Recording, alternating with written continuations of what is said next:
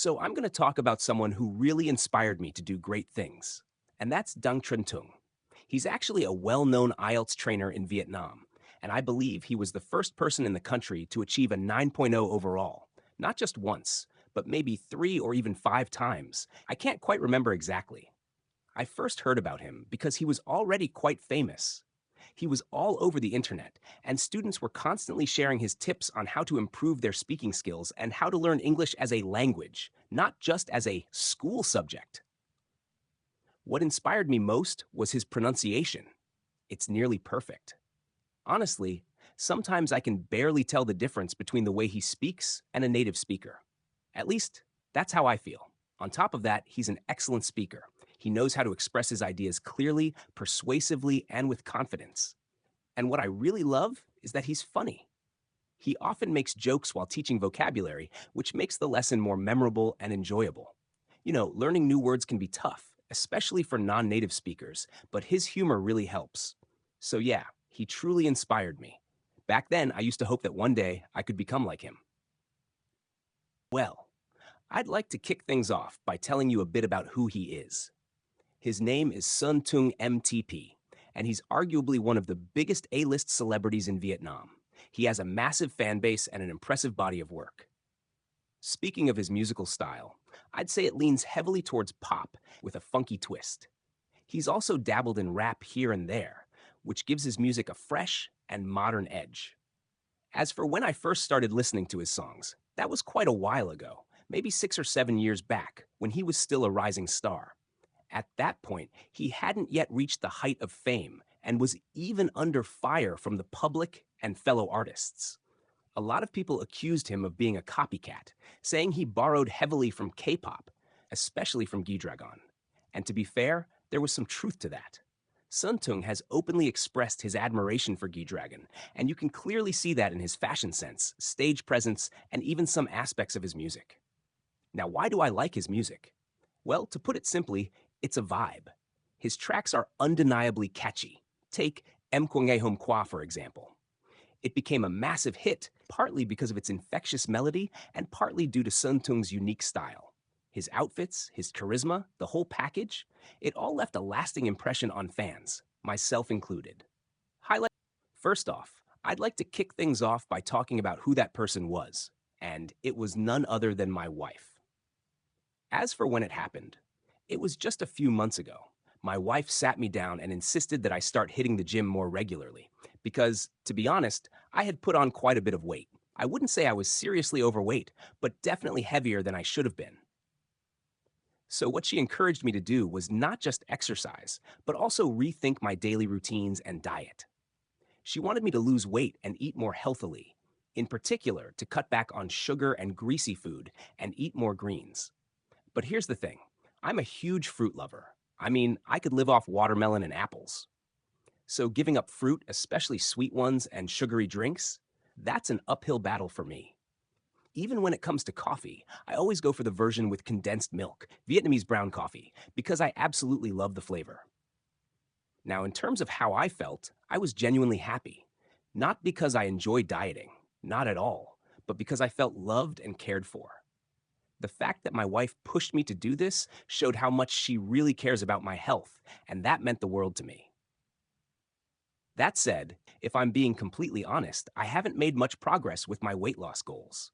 My sweet tooth is still my biggest weakness, so it looks like the journey is far from over. I'd like to start by telling you whose home it was. It belonged to a friend of mine, or actually, she was also my former manager. We had a bit of a heated disagreement, and after that, we decided to part ways professionally. So from that moment on, I was no longer her employee. That said, we've still tried to remain friends, or at least on friendly terms. You never know, right? Life in Than Hoa City is pretty small, and it's quite likely that our paths will cross again at some point. So it's best to maintain a civil relationship. Anyway, not long ago, my new manager and I were invited to her house for a visit. I always knew she was quite wealthy, but I didn't expect her home to be that stunning. It was beautifully designed, really tasteful. It was a one-story house built on a single flat plot of land, and everything looked so well thought out. She must have hired a professional architect because the layout and the aesthetics were just perfect. In front of her house, there were rows of colorful flowers and a few bonsai trees that really added to the vibe. But what really caught my attention were the warm steps leading up to her front door. I have no idea how, but the floor felt heated. Maybe there was some kind of underfloor heating system. All in all, I would say her home was absolutely second to none. I was blown away. It honestly looked like something you'd see in a Korean drama, the kind of house owned by a successful CEO. I'd like to start off by telling you who this person is. He's actually a senior man I met at a coffee shop a while ago. He happened to be a friend of my close friend, so I got introduced to him. Since I could speak English quite well, he was willing to chat with me. And to be honest, he came across as really friendly from the start. At first, we talked about simple things like family, the weather, and languages. But over time, he realized I had a decent command of English, so he shifted the conversation to deeper topics like finance and investment. That's when things got really interesting. He shared that he used to be a CEO and the founder of his own company. Although he had already retired, he had handed the business over to his son and was still very active when it came to financial knowledge. Since I'm quite interested in money and finance myself, I started asking him questions. He gave me some insightful advice on how to manage money wisely and protect its value. He introduced me to a range of investment options, like the stock market, real estate, and even gold. He emphasized the importance of owning gold, saying that it's one of the safest ways to preserve your wealth during economic downturns. According to him, gold holds its value better than most assets and gives you leverage in times of financial crisis. All in all, it was one of the most meaningful conversations I've had with a senior person. I learned a lot and felt really inspired.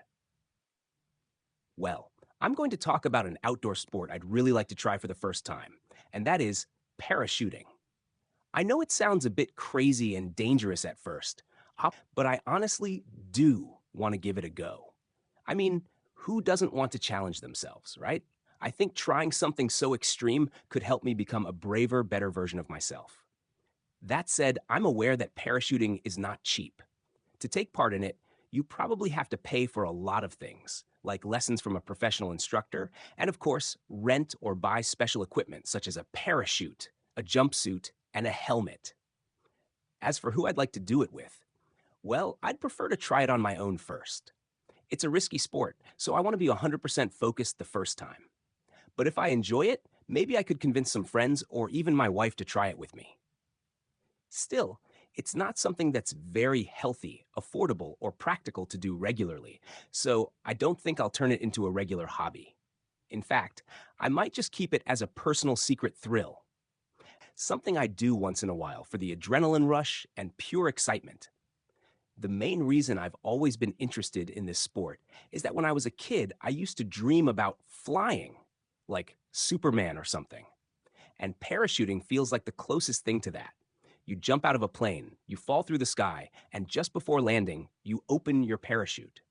That must feel absolutely incredible. I think it would be a once in a lifetime experience. Well, let me start by telling you when I got that piece of technology. It was probably a few years ago when I started working as an IELTS trainer. Before that, I used a Windows laptop, which was an Asus one. However, on a very unlucky day, that poor laptop broke down, so I had no choice but to replace it with a new one. All of a sudden, I decided to go for a MacBook Pro. It wasn't a purely random decision, though. I had been thinking about it for a while because I wanted a more reliable and long-lasting device. At first, it wasn't easy to use a MacBook Pro since I was so familiar with Windows. On a Windows laptop, you can easily install and uninstall applications, and the Word and Excel programs are also a lot faster. But I overcame those initial difficulties by asking my friends for help and joining some Facebook groups to get tips. I also watched YouTube videos about using macOS, tips and tricks, shortcuts, and all that. And eventually, I became really comfortable using the MacBook Pro. Now I feel very confident with it, and I know how to use it to its full potential. So yeah, that's my story.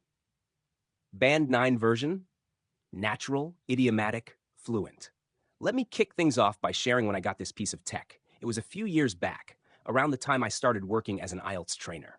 Before that, I was using a basic Windows laptop, an old Asus model. Then one day, very unlucky day actually, it suddenly broke down on me. It just stopped working, and I had no choice but to look for a replacement. That's when I finally decided to switch to a MacBook Pro. It wasn't a spontaneous decision. I'd been thinking about it for a while because I wanted something more stable and long lasting. That said, the transition wasn't smooth. I'd been using Windows my whole life, and macOS felt completely foreign at first. Simple things like installing apps or finding settings were frustrating. Plus, Word and Excel seemed to run faster on Windows, so I had a bit of buyer's remorse at the start. But I got over the learning curve by asking friends for help, joining a few Mac user groups on Facebook, and binge watching YouTube tutorials. That helped a lot. Now, I'm super comfortable with it. I can navigate it like a pro, and I honestly don't think I'd go back to Windows. The MacBook Pro has definitely grown on me. 13. Are actors or actresses important to movies? Why? Definitely. Good actors bring stories to life. Their expressions, emotions, and chemistry make a huge difference in how a movie feels. Even the best script can fall flat without convincing performances. So, actors are key to connecting the audience with the story. 6. Are big companies better than small companies? Why? It depends on what you're looking for. Big companies usually offer better benefits and clearer career paths, but they can also be more rigid and less personal. Small companies might give you more freedom and closer relationships, but maybe not as much job security. So yeah, each has its pros and cons. 27. Band 8.0 Plus version. I'd say young people are generally more fashionable than older people. That's mainly because they tend to care more about their appearance and often want to impress others. They usually have a stronger desire to be noticed or to show that they're doing well. On the other hand, older people often shift their focus to things like mental well-being or comfort. So overall, I think younger people tend to dress more stylishly. I'd say yes. Generally speaking, people nowadays have become increasingly impatient. One of the main reasons is the pressure to achieve overnight success. When people scroll through social media platforms like Facebook, they often come across stories of individuals becoming self-made billionaires before they even hit 30. This creates a sense of urgency, as if everyone needs to accomplish something extraordinary right away. That's also why many people opt for express delivery rather than standard shipping. They simply don't want to wait. It reflects a broader trend in society where instant gratification is the norm. I'd say my neighbors are friendly and kind, but to be honest, I don't usually socialize with them. I prefer to keep a bit of distance from the neighborhood. On one hand, having friendly neighbors is definitely a good thing. There are times when you might need their help. But personally, I really value my privacy, and I'd rather not be disturbed by others. I'd say my neighbors are friendly and kind, but to be honest, I don't usually socialize with them. I prefer to keep a bit of distance from the neighborhood. On one hand, having friendly neighbors is definitely a good thing. There are times when you might need their help. But personally, I really value my privacy, and I'd rather not be disturbed by others. Improved version. No, definitely not. I live in an apartment, and around here, every bit of space is as precious as gold. Even though some flats have balconies, from what I've seen, no one really uses them to grow flowers. So spotting in the past, the older generation used to choose names that sounded like types of food or vegetables. For example, some people were named kwai, which means sweet potato. I think it was because parents wanted their children to be well fed in the future. Back then, having enough to eat was the main concern. But nowadays, people prefer more flashy or meaningful names for the next generation. Names that carry a deeper message. For instance, a name like Bach, which symbolizes being well-rooted or strong. I have to say, life has definitely changed, and changed a lot. Back in the day, there was no such thing as the internet, so our options for fun were pretty simple. We used to go to the paddy fields to catch fish or crabs, or just go fishing. That was basically it. But with the rise of technology, everything has shifted. Now you can do all sorts of things online, from live streaming and online shopping to playing video games or even earning money through social media. The possibilities are endless, and honestly, it's hard to imagine life without the internet now.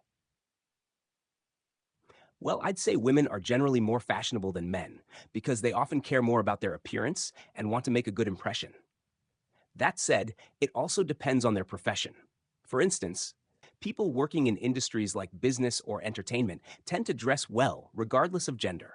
Whether they're male or female, they all want to look sharp and presentable. No, I don't really follow fashion trends. To be honest, I think it would be a waste of money at this point in my life. I'm already married, so I don't feel the need to impress anyone, especially women. These days, I prefer to focus more on my personal growth and professional development rather than worrying about what's in style. Well, I'd say I'm quite a punctual person in general, but I'm not strict about it all the time. In fact, sometimes I show up a bit late on purpose, just so my students don't feel too stressed or pressured. If I'm always there on the dot, they might feel guilty or anxious when they're running a few minutes behind, especially since many of them travel quite far to attend class. So I try to be a little flexible with time to keep the atmosphere more relaxed. Definitely, yes. My schedule is only getting more hectic these days. I think it's mainly because I'm trying to earn more money to cover my living expenses and enjoy life to the fullest. On top of that, there's a lot of competition at work. Some of the new teachers are younger or work harder than I do. So I really have to step out of my comfort zone to keep.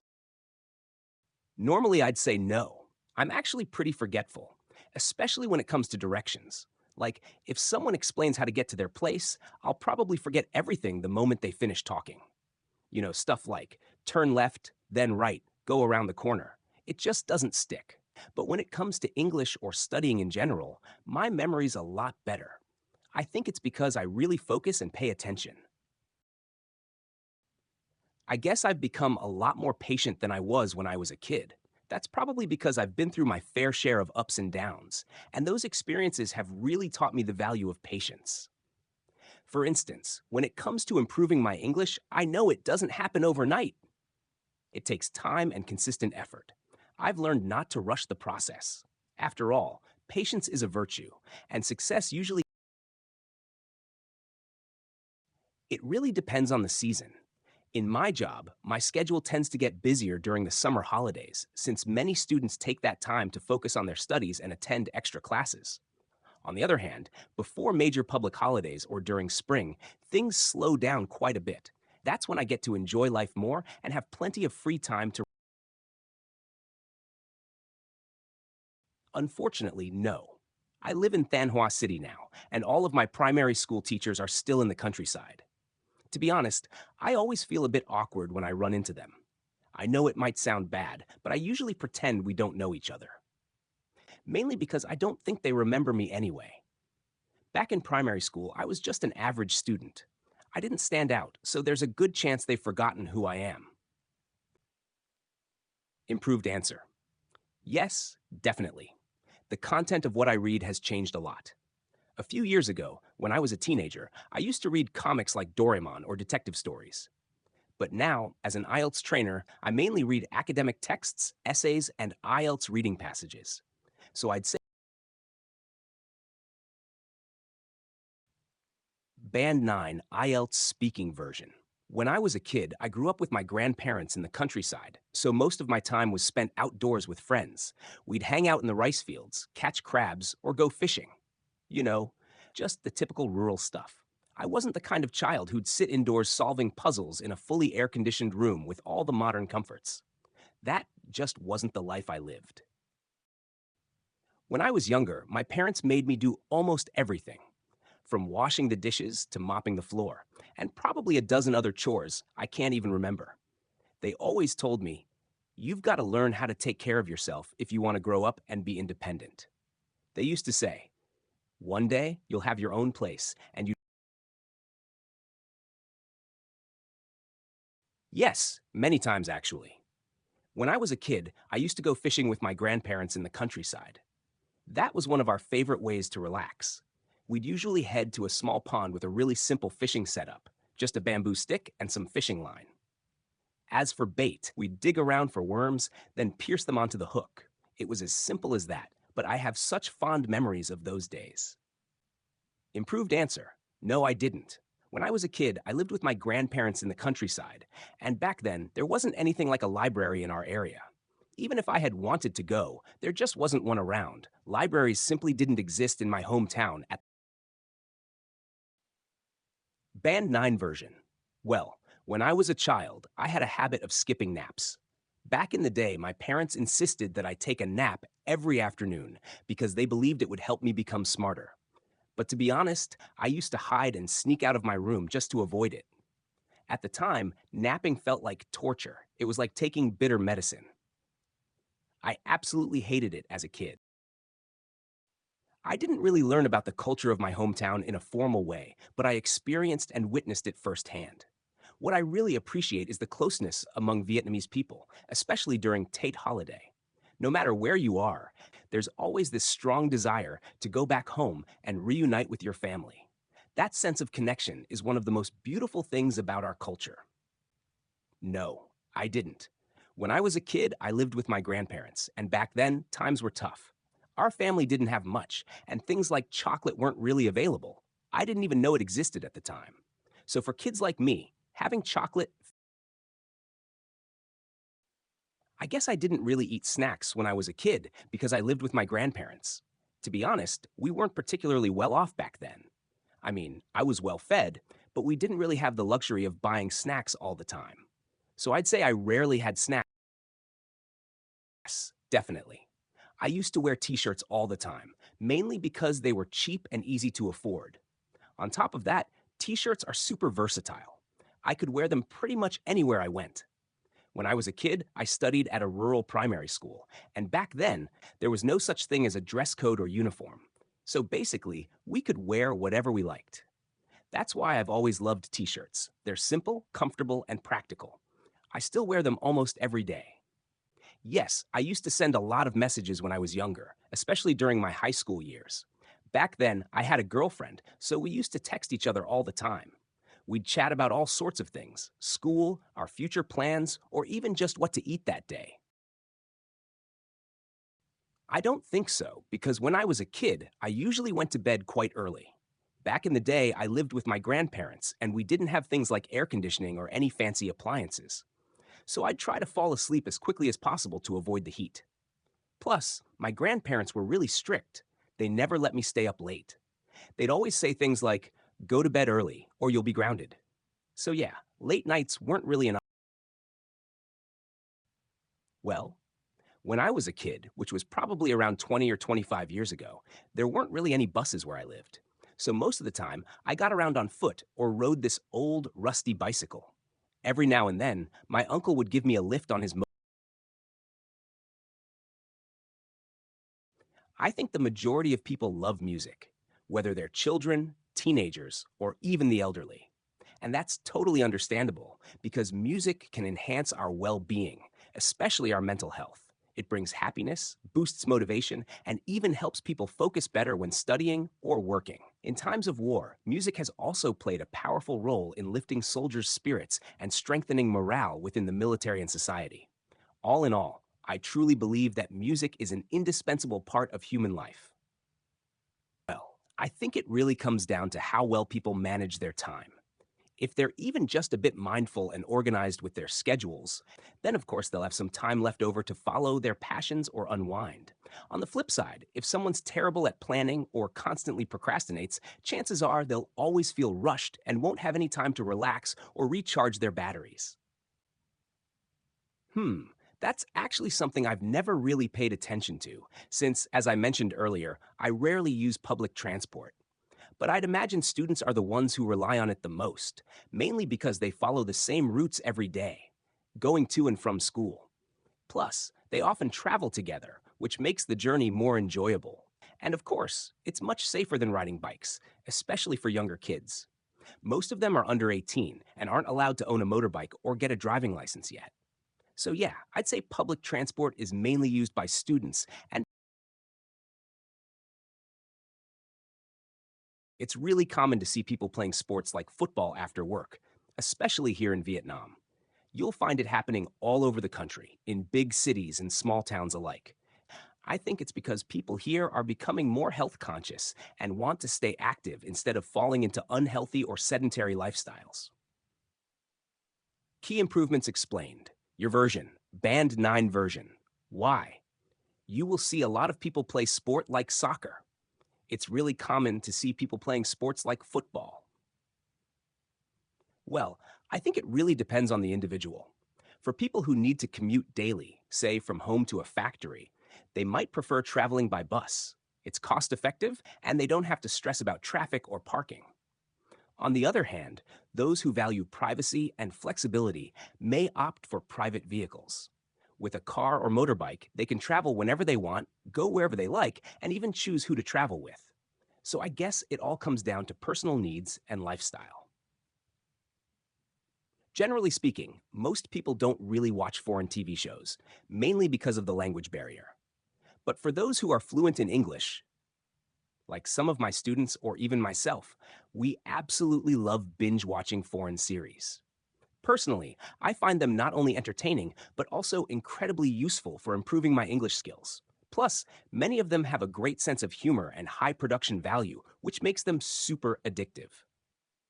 Well, it really depends on the individual, but for the most part, Vietnamese people don't have the habit of saying thank you, even when they genuinely appreciate your help. They often feel grateful, but rarely express it openly. I don't think that's necessarily a bad thing, but I believe in the future, we should work on changing that.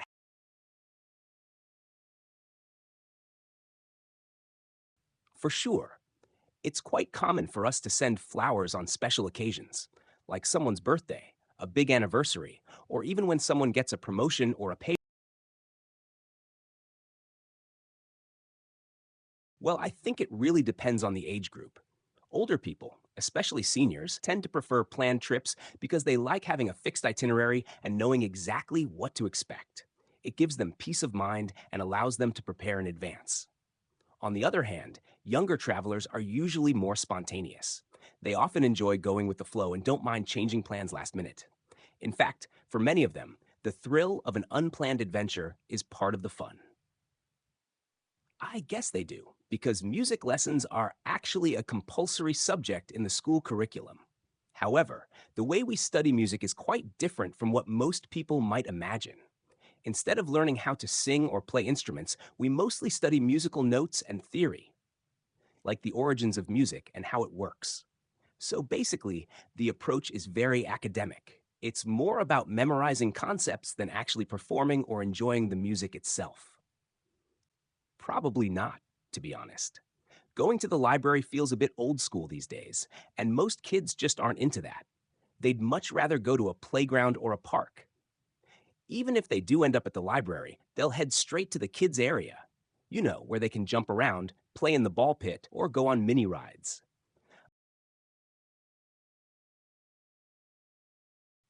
Yeah, I definitely think so. With great power and influence comes great responsibility. When someone becomes successful, especially in the public eye, I believe they're expected to do more than just enjoy the perks of their wealth and fame. It might sound idealistic, but I feel that wealthy and well known individuals should use their platform to inspire others, whether that's through charity work, mentorship, or simply sharing their journey to success. That kind of impact can be life changing for someone looking up to them. That said, I'm aware that not everyone is willing to do that. Some people prefer to keep their secrets to success under wraps, and that's completely their choice. But it's a bit of a missed opportunity, if you ask me. I do think being punctual is generally a good habit, especially as an IELTS trainer. But to be honest, it's not always a top priority for me. The reason is, most of my students come from rural areas, so it usually takes them a while to get to class. In fact, they often show up 5 to 10 minutes late. So, over time, I've learned to be a bit more flexible with the schedule. I mean, there's no point in being overly strict about punctuality when your students are stuck in traffic or coming from far away. As long as everyone shows up and is ready to learn, that's what matters most. No, I don't really follow teenagers' fashion trends, though I do find them quite interesting. Sometimes I see teenagers wearing baggy jeans, oversized t shirts, and trainers. As for me, I prefer wearing polo shirts because they make me look a bit more mature. But at the same time, I don't want to look too old fashioned. I try to strike a balance between looking youthful and appearing mature enough for a professional setting. Yes, like I mentioned, I became a teacher. So, what I usually do on weekends is head to class, teach, mark essays, and help my students with their pronunciation. To be honest, it's a bit repetitive, but that's part of the job, and I still find it meaningful in its own way. Yes, most of the time. Like I said, I do feel happy when I know I can afford something new, especially if it's a bit pricey. However, after spending a large amount of money on something, I often feel an immediate sense of regret. I guess it's because deep down, I'd rather save that money than splurge on things I don't really need. No, not really. My hobbies have changed a lot since I was a child, probably because my priorities have shifted over time. Back then, I was mainly focused on studying, but now, as an adult, I spend most of my time earning a living, improving myself, and taking care of my family. So, in a way, everything has changed quite drastically. For sure, I've had the chance to learn from many great teachers, but the one who stands out the most is probably my criminal law lecturer. He had an amazing sense of humor, which made a huge difference. Criminal law was a tough subject, full of dry facts and complex legal concepts. But the way he taught us was completely different. His teaching style made everything easier to understand and remember. We all adored him. In fact, some students who weren't even in his class would still drop by just to enjoy his lectures in their free time. His classes were that engaging. I was genuinely impressed, and to be honest, he really inspired me. I wanted to be like him. Well, I guess I have quite a few hobbies. For example, I enjoy going to coffee shops, but one of my favorite and most rewarding hobbies is listening to English every single day. In fact, I have a personal motto: a good day is a day with some English. No, I actually follow something called intermittent fasting, so I usually skip breakfast. That said, if I'm really hungry, I might pop out and grab something from a local breakfast spot. But for the most part, I skip it. And I don't think there's anything wrong with that. A lot of people claim it's bad for your health, but I don't really see it that way. I guess I just don't see eye to eye with most people on this. Band 9 version. Well, my family and I actually have quite different hobbies. For instance, my dad is really into drinking tea, while I prefer soft drinks and tropical fruits. My mum, on the other hand, is passionate about gardening.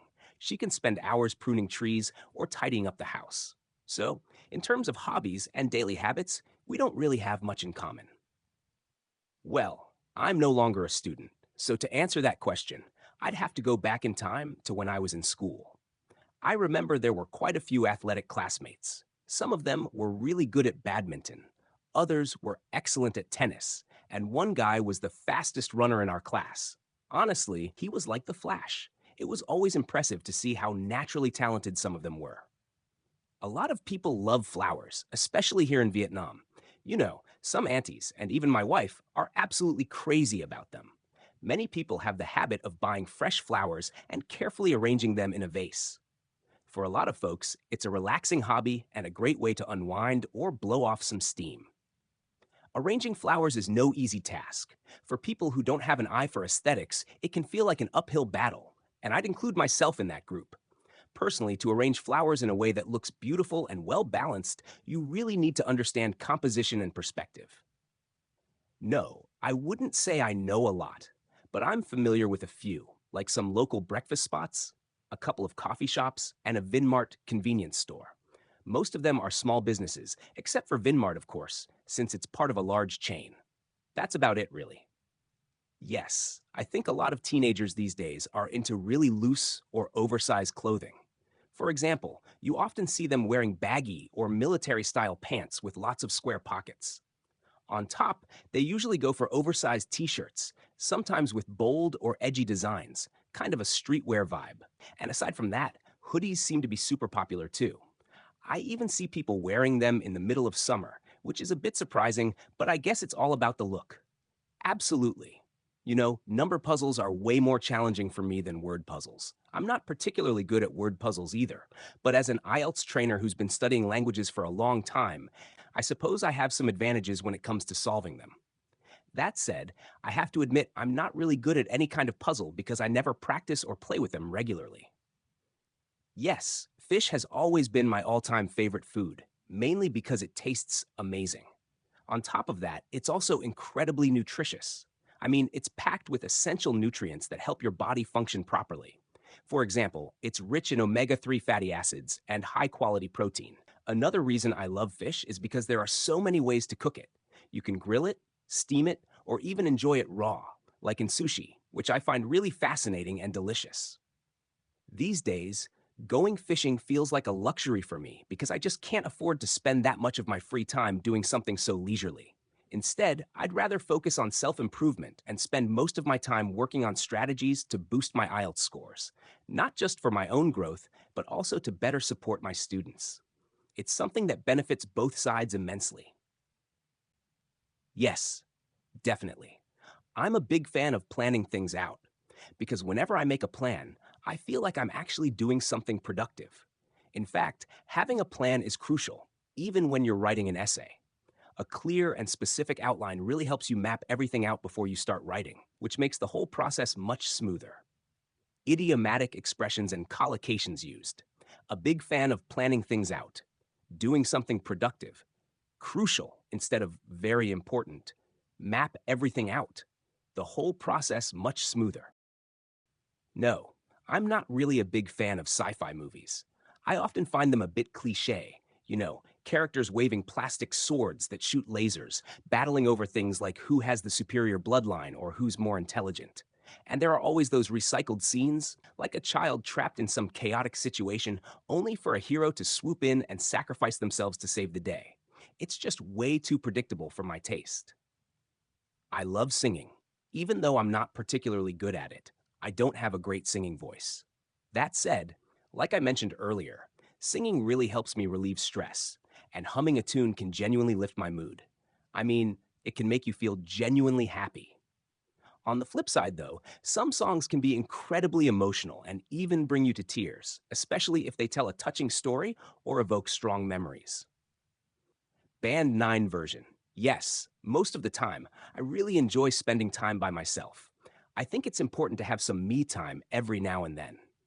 When I'm alone and free from distractions, whether it's people or outside noise, I find that I can focus better and get a lot more done. Honestly, I feel much more productive and efficient when I'm on my own.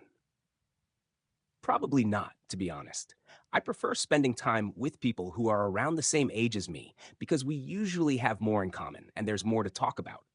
In contrast, when I talk to teenagers, the conversation often revolves around things like celebrity gossip, online dramas, or internet idols, which I'm not really into. Neither, to be honest. I prefer something simple and minimalistic, like a plain white or blue t shirt with no logos or prints. That's perfect for me. I believe the simpler a piece of clothing is, the longer it stays in style. For example, if you wear a t shirt with bold graphics or prints, it can make you look a bit childish. You don't come across as a serious person. It's more like you're trying to make a loud statement or just be rebellious. Personally, I prefer keeping things understated and classic. Yes, I do take selfies from time to time, especially after getting a new haircut. I usually have my hair curled a bit, so once it's all done, I tend to snap a quick selfie if I like how it turns out. It really comes in handy the next time I visit the hairdresser because I don't have to go through the trouble of explaining everything all over again. I can just show them the photo, which saves me a lot of hassle. Honestly, I'd rather let the picture do the talking. For sure, 100%. I live in a really nice, well developed area.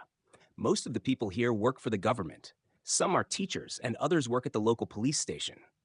What I appreciate most about this neighborhood is the strong sense of safety and security. I always feel safe when I'm walking around or going for a jog.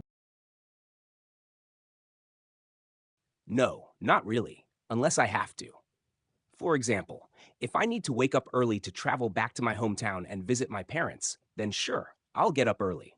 But otherwise, I prefer to sleep in and usually skip breakfast. That's just how I like to start my day. Well, I prefer keeping my photos on my phone. For one thing, it makes it super easy to upload them to social media, like Facebook or Instagram. As for printing them out, to be honest, I don't really see the point. The quality of printed photos is nowhere near as sharp as the digital versions. On your phone, you can zoom in, zoom out, edit, and do all sorts of things to enhance the picture. It just gives you way more flexibility and control. Yes, absolutely. At home, I feel like I can truly be myself. I can do whatever I want without putting on a mask. But when I step outside, I have to present myself as an educated and professional person, especially as an IELTS trainer. I'm expected to speak and behave in a way that reflects that. And while that's fine most of the time, there are moments when you just want to drop the act, shake off all the responsibilities, and be your authentic self 100%. Yes, I'd say it's my passion. Becoming an IELTS trainer was never about earning a lucrative salary. That's not really a thing anymore in Vietnam. For me, it's more about self improvement, especially when it comes to language skills. I want to keep learning new vocabulary every day and continue sharpening my speaking skills. That's what truly motivates me. Well, I live in an apartment, so it can get quite noisy during the day. When people head to work, there's a lot of honking, kids screaming, and sometimes noise from nearby construction sites. But at night, it's a completely different story. It gets really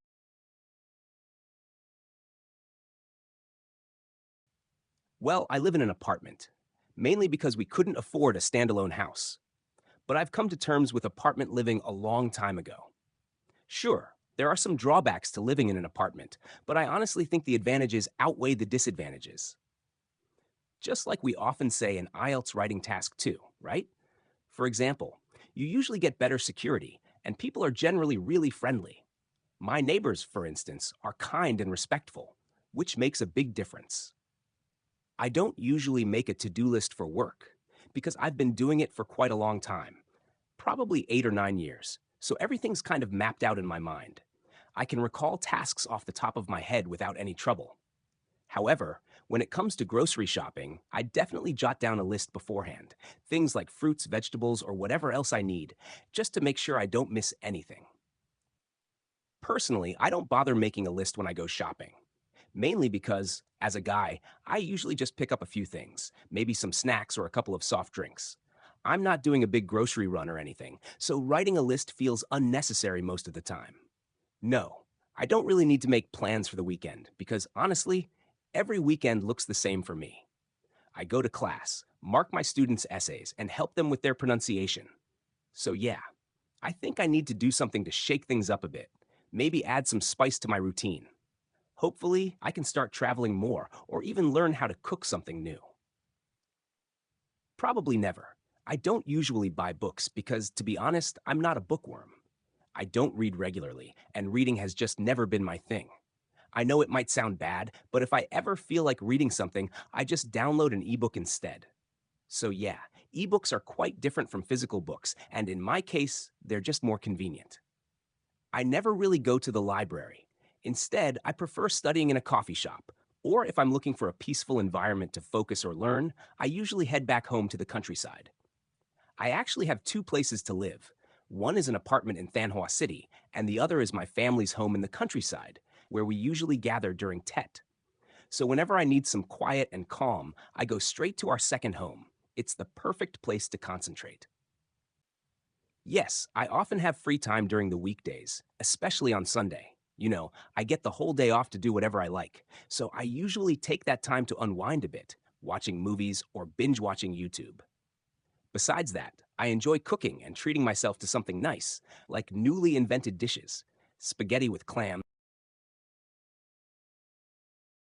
Yes, quite often. Since I live in an apartment building, we share the same elevators, so from time to time, I run into my neighbors. Whenever that happens, I usually greet them first. Most people are really friendly, and I don't want to come across as distant or unfriendly. I just try to be a kind and approachable neighbor because honestly, you never know when you might need someone's help. It's always better to have a good relationship with the people living around you.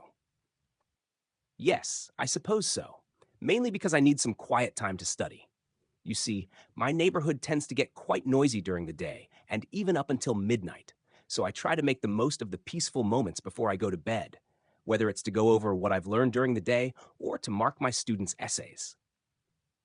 Yes, I mostly use my phone for texting because I genuinely enjoy it. I find it way more convenient than making phone calls. Personally, I often feel a bit awkward whenever I have to answer a call, especially from someone I'm not close to. It almost feels like some kind of social anxiety, to be honest. So, in that sense, texting really comes in handy. It's a total lifesaver for me. It gives me time to think and respond comfortably, which is something I really appreciate. Yes, I do. I always wear a silver necklace and my wedding ring. Those are the two pieces I have on every day. For me, the silver necklace is more than just an accessory. I believe it helps ward off negative energy and harmful frequencies. As for the wedding ring, it may not be flashy, but it's a meaningful symbol of my marital status. I prefer a leisurely holiday where I can truly savor the moment and enjoy meaningful conversations with my close friends. I'm not into small talk. I'd much rather have deep, thought provoking discussions about life, philosophy, or personal experiences. That kind of connection really speaks to me. I just love those heart to heart conversations that leave you thinking long after they're over. It really depends. If it's something expensive that I'll be using for a long time, I usually go with big, well known brands. That's actually why I bought a MacBook Pro from Apple.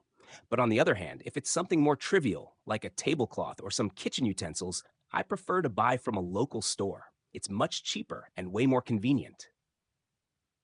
Well, if I had to choose, I'd go with hot weather. I mean, to be honest, neither extreme is great for my health. I tend to get sick either way. In the summer, I sometimes suffer from heat stroke, and in the winter, my nose runs like a faucet. But if I had to pick one, I'd still choose summer, simply because I'm a huge fan of ice cream and fresh fruit, especially watermelon. Hot weather gives me the perfect excuse to treat myself to tropical fruits like that. I definitely choose dry weather. I really can't stand wet weather. It's usually humid and hot at the same time, which just drives me crazy. When it's dry, you feel more comfortable, and you can wear whatever you like without worrying about getting soaked. Plus, I don't have to spend money getting my motorbike cleaned all the time, which is a big plus for me. Well, I definitely prefer going to smaller parties. Attending a big party just feels a bit overwhelming to me. When you're surrounded by a huge crowd, you can actually end up feeling quite isolated. And as someone who's naturally introverted, I'm not really comfortable being the center of attention. I'd much rather enjoy a cozy, laid back atmosphere with a few close friends. That's more my vibe. Well, personally, I much prefer living in the city because it's way more convenient than the countryside. For one, most of my friends are based in the city, so I definitely feel isolated if I move to a rural area. I'd have no one to hang out with or share my free time with. Also, city life offers plenty of opportunities for self improvement. Whether it's joining a course, attending workshops, or just meeting new people, there's always something going on that pushes me out of my comfort zone. So, if I had to choose, I'd always go for urban living. It just suits my lifestyle better. Band 9 version. Well, it really depends. If I have a long grocery list to remember, I'd probably jot it down on my phone. It's just more convenient and quick. But when it comes to brainstorming ideas for an essay, a good old piece of paper is a must. I find it much easier to scribble down thoughts, cross things out, or add little notes in the margins. It helps me organize my ideas and think more deeply. Do you prefer to read ebooks or paper books? To be honest, I'm kind of old school, so I still prefer paper books. There's just something about flipping through real pages that feels more satisfying. Plus, staring at a screen for too long gives me a headache. But that being said, ebooks are definitely more convenient when you're on the go. You can carry hundreds of books on one device. So, yeah, both have their perks. But if I had to choose, I'd still go with the physical ones. Boosted with kind of old school, flipping through real pages on the go have their perks, if I had to choose. I prefer typing because it's much faster and there's a lot more I can do on a keyboard. For example, if I need to change something, I can just copy and paste or delete it instantly. But if I were writing on paper, I'd have to erase everything and start all over again, which is really time consuming and annoying. Yes, if it's something new that I haven't used before, like a vacuum cleaner, the first thing I would do after purchasing it is read the instructions carefully, especially any safety precautions. Naturally, I wouldn't want to risk injuring myself or damaging the item.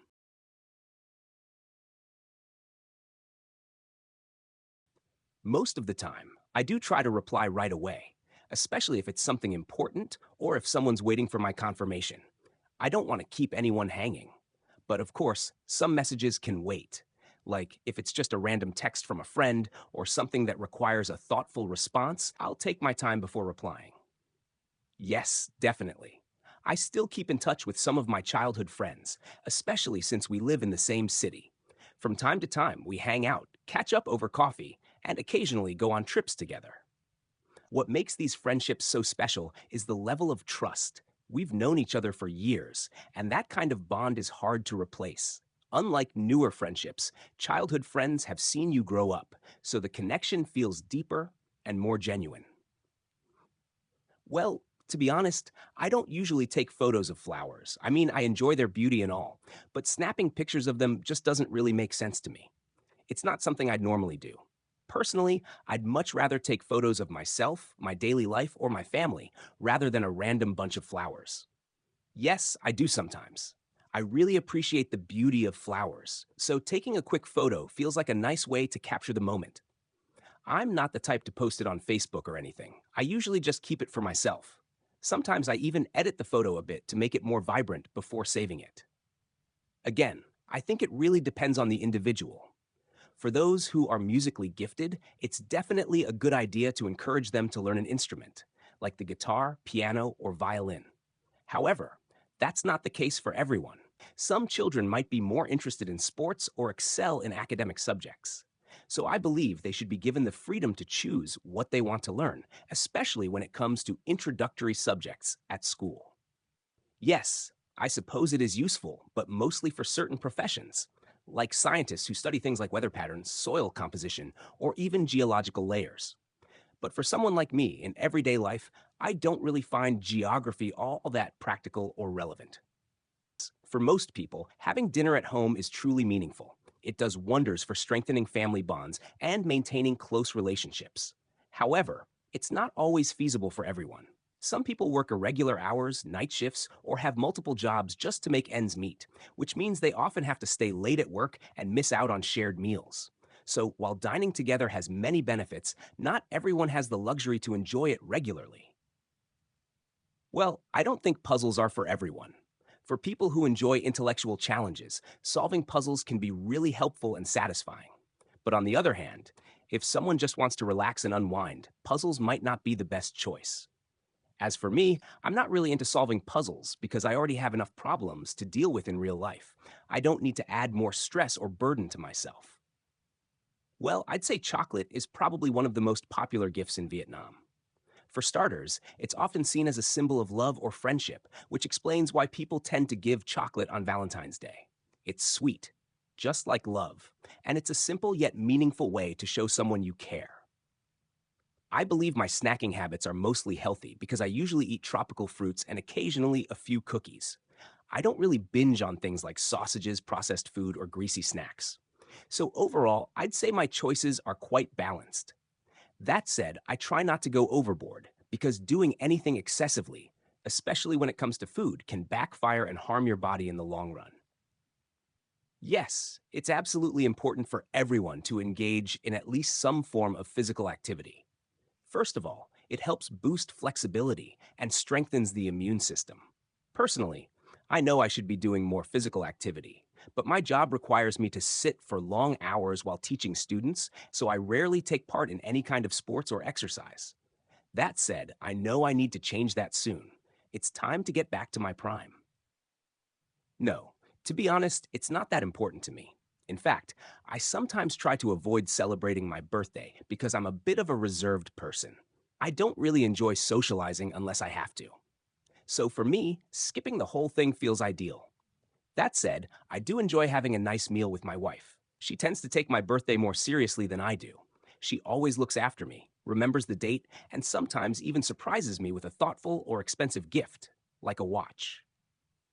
Well, I think it depends on the item. I mean, if it's something very common, something you use every day, like a microwave or a phone, then there's usually no need to read the instructions. However, if you buy something new and more complicated, like a absolutely. If children learn how to grow plants, it can really help them develop a habit of caring for nature and protecting the environment. It also builds a sense of responsibility towards our planet. On top of that, gardening teaches patience. Planting a seed and waiting for it to grow isn't something that happens overnight. It's a great life lesson. Just like success, you have to put in consistent effort, water it, take care of it, and wait for the results. So it's a wonderful way to help kids understand that good things take time. Well, I think it's hard to generalize because it really depends on the child. Some kids are naturally talkative. They love to share their thoughts and can go on and on about things they're passionate about. But that's not the case for everyone. Other children tend to be more reserved. They prefer to listen, observe, and absorb information rather than speak up. Well, I guess it really depends on the individual. For some people, especially those who are financially struggling, material rewards carry more weight than public recognition. I mean, if you're trying to make ends meet, getting praised in front of a crowd doesn't really pay the bills, right? On the other hand, for people who are already well off, money might not be the main motivation anymore. They tend to seek recognition, prestige, or even a solid reputation in their field. For example, they might aim to be known as an expert or a thought leader. So, yeah, once your basic needs are met, your priorities naturally shift towards things like status and self fulfillment. Well, I think it really depends on the individual. For some children, music education is incredibly important, especially if they have artistic talents, like singing well or playing musical instruments. However, for other kids who are more inclined toward maths or other academic subjects, I'd say music might not play such a crucial role in their education. It all comes down to where their strengths and interests lie. Again, I'd say it really depends on the individual. Some older and younger people actually share similar interests. For instance, they might both enjoy sipping tea and having meaningful conversations, rather than just engaging in small talk. That said, their lifestyles often differ. Older people tend to prioritize their health and prefer routines that offer stability. In contrast, younger people usually lean towards spontaneity. They're more into excitement and trying new things rather than sticking to the same pattern every day. Why this version is better? No, definitely not. I think t shirts are more suitable for young people because they're very versatile. You can wear them on almost any casual occasion. However, when it comes to older people, I believe polo shirts or collared shirts are a better choice. They look more mature and professional compared to regular t shirts. Do you think online shopping will replace in store shopping in the future? Why? Honestly, I think online shopping will keep growing and might take over a lot of the market, but I don't see it completely replacing in store shopping anytime soon. Some people still enjoy the experience of going to a store, trying things on, seeing the product firsthand. Plus, certain items you just want to check physically before buying. So I guess online shopping is super convenient, but physical stores still have their charm. 15. Do you think online social media will replace face to face communication? I don't think it will fully replace it. Social media is great for staying connected, especially with distant friends or family. But face to face interactions have a warmth and depth that digital communication can't match. So I see social media as a supplement rather than a replacement. For the most part, yes, encouraging children can really boost their motivation to study or work harder. However, parents shouldn't go overboard with praise. I mean, they shouldn't compliment their kids every time they do something minor, like tidying up or helping with the laundry. That's right. Those are just basic responsibilities, part of everyday life. So in those cases, constant praise isn't really necessary. Most of the time, yes, buying something new can be really exciting. It's such a great feeling to own something brand new, like the latest smartphone, for example. And for me personally, if I ever managed to buy a car, hopefully a Mercedes, I'd be over. Well, I think that's generally true. These days, a lot of people want to make the most of their time and focus on what they do best. Take me, for example. I'm honestly too lazy to cook, but I can spend hours fixing someone's pronunciation or editing essays nonstop. So instead of wasting time on things that don't bring much value, many people would rather outsource those tasks and invest their time in something more productive or rewarding. Yes, most of the time, because singing can definitely bring happiness. That's a fact. For example, when I listen to upbeat songs with catchy rhythms and meaningful lyrics, I instantly feel more cheerful. However, that's not always the case. In fact, some songs can make you emotional or even bring you to tears. For instance, if you listen to a song about a man sacrificing his life for someone he loves, it can really break your heart. And in that moment, of course, you're not going to feel happy. Yeah, I do think kids are influenced by how their parents behave. But to say it's only the parents who shape their behavior, that's not really true. There are lots of other factors involved. For example, their surroundings, like their school, their friends, or even the area they grow up in. And don't forget internal factors too, like who they admire or what kind of person they want to become. All of these things can shape their personality and even influence their career path later on. I think both are equally beneficial. Whether you're doing outdoor sports or indoor workouts, what truly matters is staying active. As long as you keep your body moving and get some form of physical exercise, it's going to pay off in terms of health and well being. So, in my view, it's not about where you do it, but about consistency and effort. Well, I think most people tend to choose safety over thrill. We're hardwired to seek comfort and avoid risk. That's probably why not everyone is into dangerous sports. Of course, I can't speak for everyone, but generally speaking, people prefer to stay in their comfort zones rather than chase that adrenaline rush. Yes, without a doubt. English is extremely popular in Vietnam. People often say that if we want to become a better, more developed nation, we need to speak the language, meaning English as a second language. And honestly, that's one of the main reasons I wanted to become an IELTS trainer in the first place. It still holds true today. I genuinely believe in the value of learning English.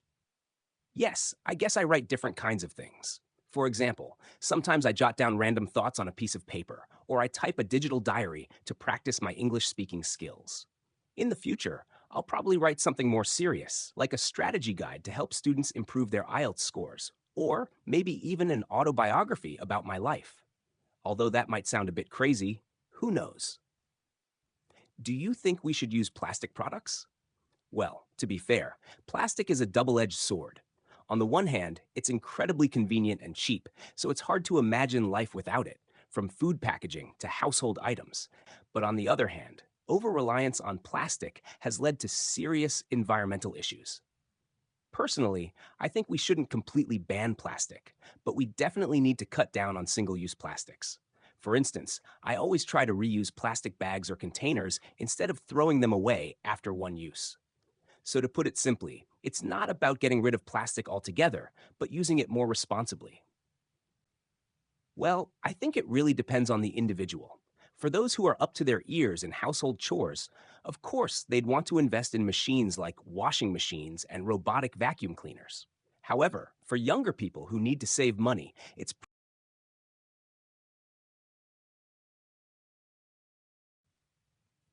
really depends on who I'm giving the gift to. If it's someone I know well and spend a lot of time with, I'll definitely try to choose the most thoughtful gift for them. But if it's someone I'm not very familiar with, it's a bit trickier. I might not know what they like, so I could end up getting something that isn't very suitable or personal. No, no, I don't think so. I have pretty good control over how much time I spend on social media, and I'm quite aware of my habits. Of course, I do spend some time liking or commenting on people's posts, but to me, that's just a way of interacting and showing support. That said, I also dedicate a lot of time to personal growth, like studying and improving myself as an IELTS trainer. So I'd say I keep a healthy balance. No, not really. I only spend a bit of time online, mostly to unwind or brush up on my English. Honestly, I usually learn English by scrolling through TikTok. There are loads of fun and interesting videos on there. I'm all about learning in a way that's entertaining and engaging, so I'm definitely not into the whole traditional textbook approach. As for Facebook, I just hop on for a few minutes to like or comment on friends' posts, just to show some support. I don't go overboard or spend hours on it. To be honest, I don't usually handle the household chores. My wife is the one who keeps things in order and tidies up our room. That said, there are days when she's not really in the mood to clean, so it can get a bit messy. But I don't want to nag her about it. I mean, it's not something that needs to be done every single day. Plus, I'm pretty lazy myself, so I can't exactly expect someone else to do all the work for me. Personally, I would say no, because I already have a clear plan in mind. I'm currently aiming for a high band score in the IELTS exam, so I know exactly what steps I need to take. For instance, I've set specific goals regarding how many new vocabulary items I want to learn, how much exposure I need through reading and listening, and how I'm. No, I'm not wealthy enough to regularly splash out on jewelry. That said, if I had the means, I'd probably start collecting diamonds. I've always been fascinated by their sparkle and elegance. In fact, I'd love to become a diamond collector one day. Besides, jewelry isn't just about looks. Many people see it as a long term investment, since high quality pieces tend to hold their value over time. Well, almost every morning, I spend some quiet time with myself. I usually head to a coffee shop, not just for a good cup of coffee, though that's definitely a bonus, but more importantly, to enjoy a bit of solitude. I've reached a point in life where I don't feel the urge to constantly hang out with others like I used to in my younger days. I genuinely believe that in order to grow, both personally and professionally, you need to spend time alone. It gives you space to reflect, to stay grounded, and to truly focus on your goals. Sometimes isolating yourself from the noise and distractions around you is the only way to stay committed and make real progress. No, I've never wanted to become a geography teacher. To be honest, I find the subject a bit dull. It's just not as engaging as teaching English. When I teach English, I get to talk, interact with my students, and make the lessons fun and dynamic, which is a lot more exciting than dealing with dry facts. Plus, from what I know, geography teachers aren't paid that well. The salary tends to be lower compared to other subjects. So, yeah, I'd say that's a definite no from me. Yes, I always wanted to become a teacher. That was my dream growing up, and I'm proud to say I've made that dream a reality. Now, I work as an IELTS trainer, and I truly love what I do. Even though the job comes with its fair share of challenges and setbacks, despite the difficulties I sometimes face while teaching, it's still incredibly rewarding. No, it might sound like an exciting experience that could add some variety to life, but honestly, it's just too dangerous and risky for me. I don't want to risk my life for a brief thrill out in the open. Plus, it's quite expensive and, in my opinion, not really worth it. I'd rather spend that money helping underprivileged children or traveling the world. It's just not my thing. Yes, absolutely. To be honest, I used to think photography skills weren't all that important. But ever since I got married, I've realized how wrong I was, especially when I have to take pictures of my wife. I'm honestly not great at it, and she never hesitates to remind me. She's always like, "These photos are awful. You have no idea how to capture my best angle." So, yeah, I think if I could improve my photography skills, it would definitely have a positive impact on my life. I'd feel a lot more confident holding a camera, not just around my wife, but also when taking photos of other people. Yes, I'm definitely curious about what's happening out there in outer space. I believe there could be aliens with a far more advanced civilization than ours. Maybe even some higher beings or deities who are watching us from afar, feeling sorry for us humans, fighting, waging wars, and creating chaos down here on Earth. Yes, I'd say most people enjoy taking part in some kind of sport because it helps them stay in shape, boost their health, and improve their flexibility. That said, it's not everyone's cup of tea. Some young people prefer to pick up a musical instrument like the piano or violin instead of getting involved in physical activities. So at the end of the day, it really depends on personal interests. I definitely think so. Young people today are faced with a lot of decisions, whether it's about their career path, where to work, or even how they spend their free time. These days, there are so many ways to relax, from reading books to scrolling through social media or watching Netflix. When it comes to work, the options are endless. Some people still go for traditional jobs, like working for the government or joining a company. But others are turning to more modern paths, like becoming a YouTuber or TikToker. So, yeah, the variety of choices available nowadays means young people have to make more decisions than ever before. Absolutely. Even my grandparents are on social media these days. It's everywhere. Social media has become so ubiquitous that if you're not using it, people might see you as old fashioned, conservative, or even close minded. Nowadays, almost everyone is on social media, though they use it in different ways and with different styles of interaction. My name is Doan Nai, and I don't have any siblings or relatives who share the same name. I guess that's quite useful during family gatherings because there's no confusion when calling someone. We won't accidentally call the wrong person by mistake, which happens sometimes in big families. Well, I'd say most people don't really set clear goals for themselves. They just kind of go with the flow. For them, planning ahead feels unnecessary or even overwhelming. They might think, why bother? And just deal with things as they come. But then again, there's a smaller group of people who are more intentional. They like to map things out and set clear objectives before doing anything. And honestly, I think that approach has a lot of benefits. You're more likely to stay on track, stay motivated, and make real progress when you actually know what you're aiming for. Absolutely. It definitely takes a great deal of patience. For one thing, personal growth doesn't happen overnight.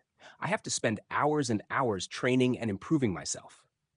On top of that, I also need to guide my students and give them advice, which obviously requires a lot of patience too. And last but not least, teaching is no walk in the park.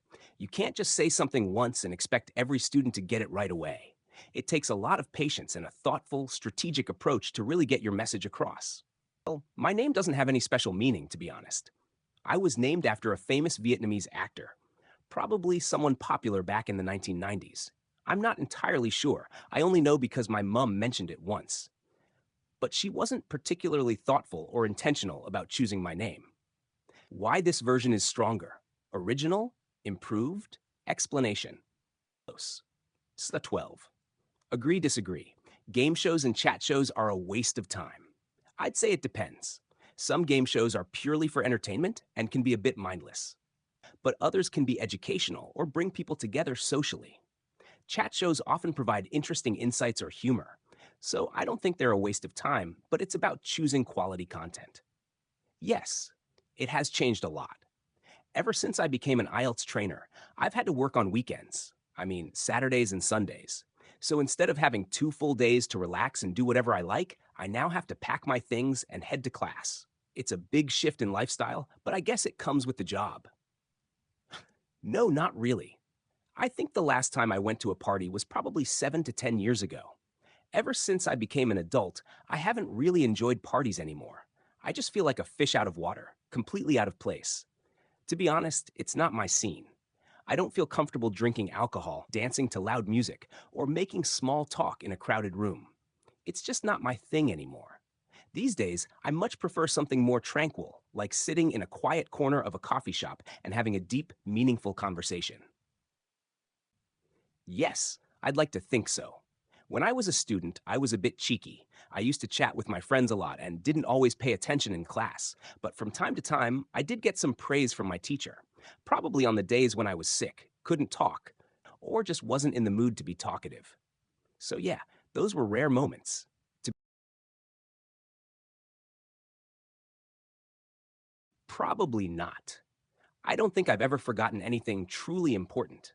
And even if I do slip up, luckily there's always someone to remind me, usually my wife or my parents. For instance, if I forget a birthday or a death anniversary, my wife will just shoot me a message telling me what needs to be done. Honestly, with all the help I get from my family, it's pretty hard for me to forget anything important. I learned geography back in the day, probably from primary school all the way through high school. It was a compulsory subject for everyone.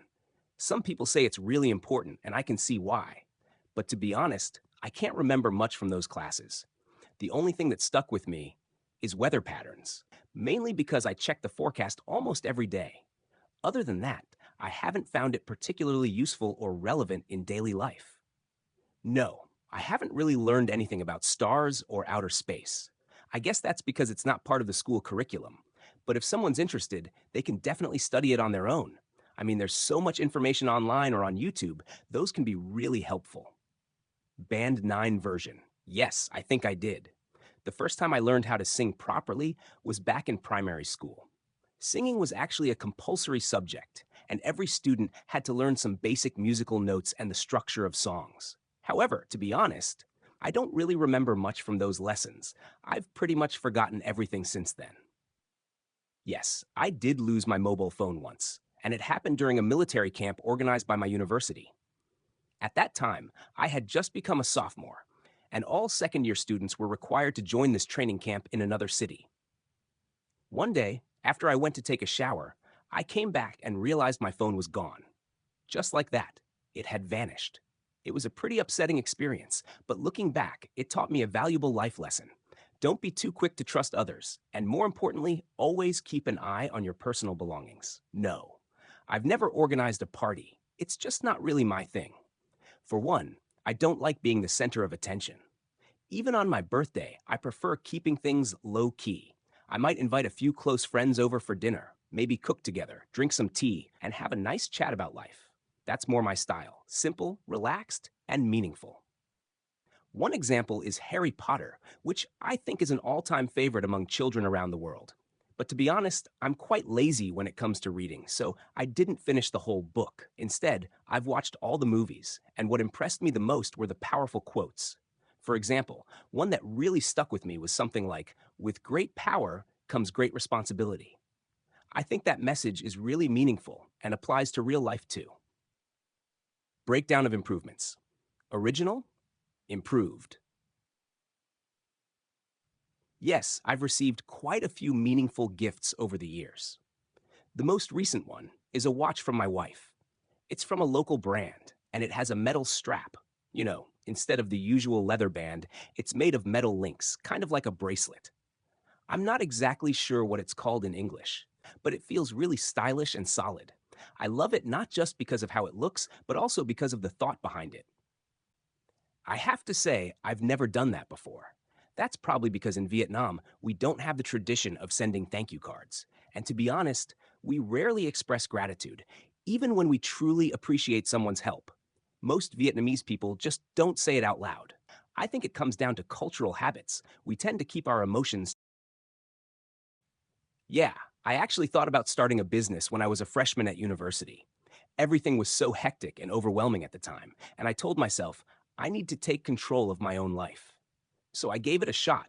But honestly, it was a total disaster. I came up with the idea of selling stone bracelets and gemstone necklaces. I was super excited during the first week, but after that, the reality hit me. It was exhausting trying to find customers, running ads, and constantly uploading photos on Facebook. It felt like I was working around the clock. In the end, I realized that starting a business just wasn't for me. Yes, I've done that before. I think it was when I was a sophomore at university and had a part time job at a coffee shop. Honestly, it was a pretty terrible experience.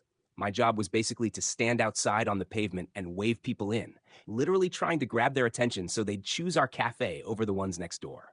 It was exhausting and, to be honest, kind of embarrassing at times.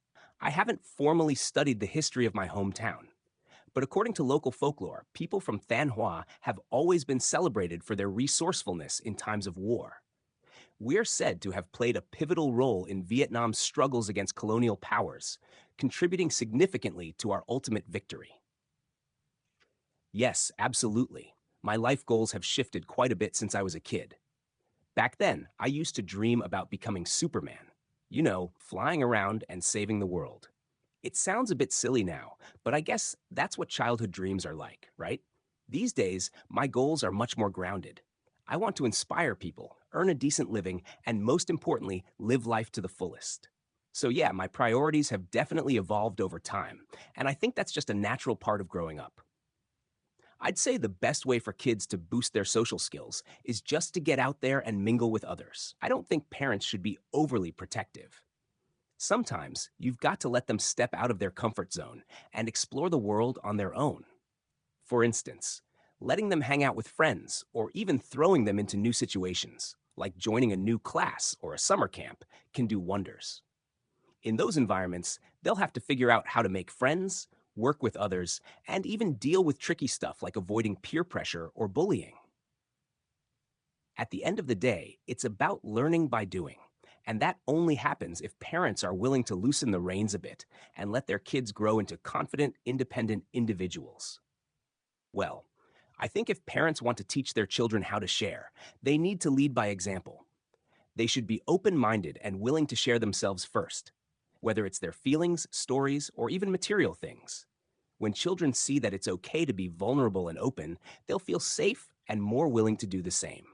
In other words, sharing starts with the parents. Well, there are plenty of ways people can pick up a new skill these days. First off, they can learn from their friends.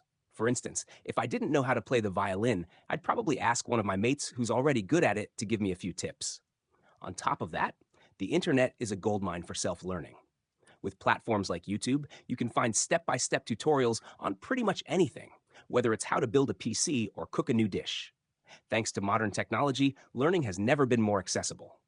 Well, there are loads of ways people can look up information these days, but the easiest and most convenient method is definitely using the internet. I mean, there's a wealth of information online. Pretty much everything you need is just a few clicks away, as long as you know where to look. For instance, if I want to learn more about idioms or useful expressions, I usually check websites like idp.com or britishcouncil.org. Honestly, the internet has made information more accessible than ever before.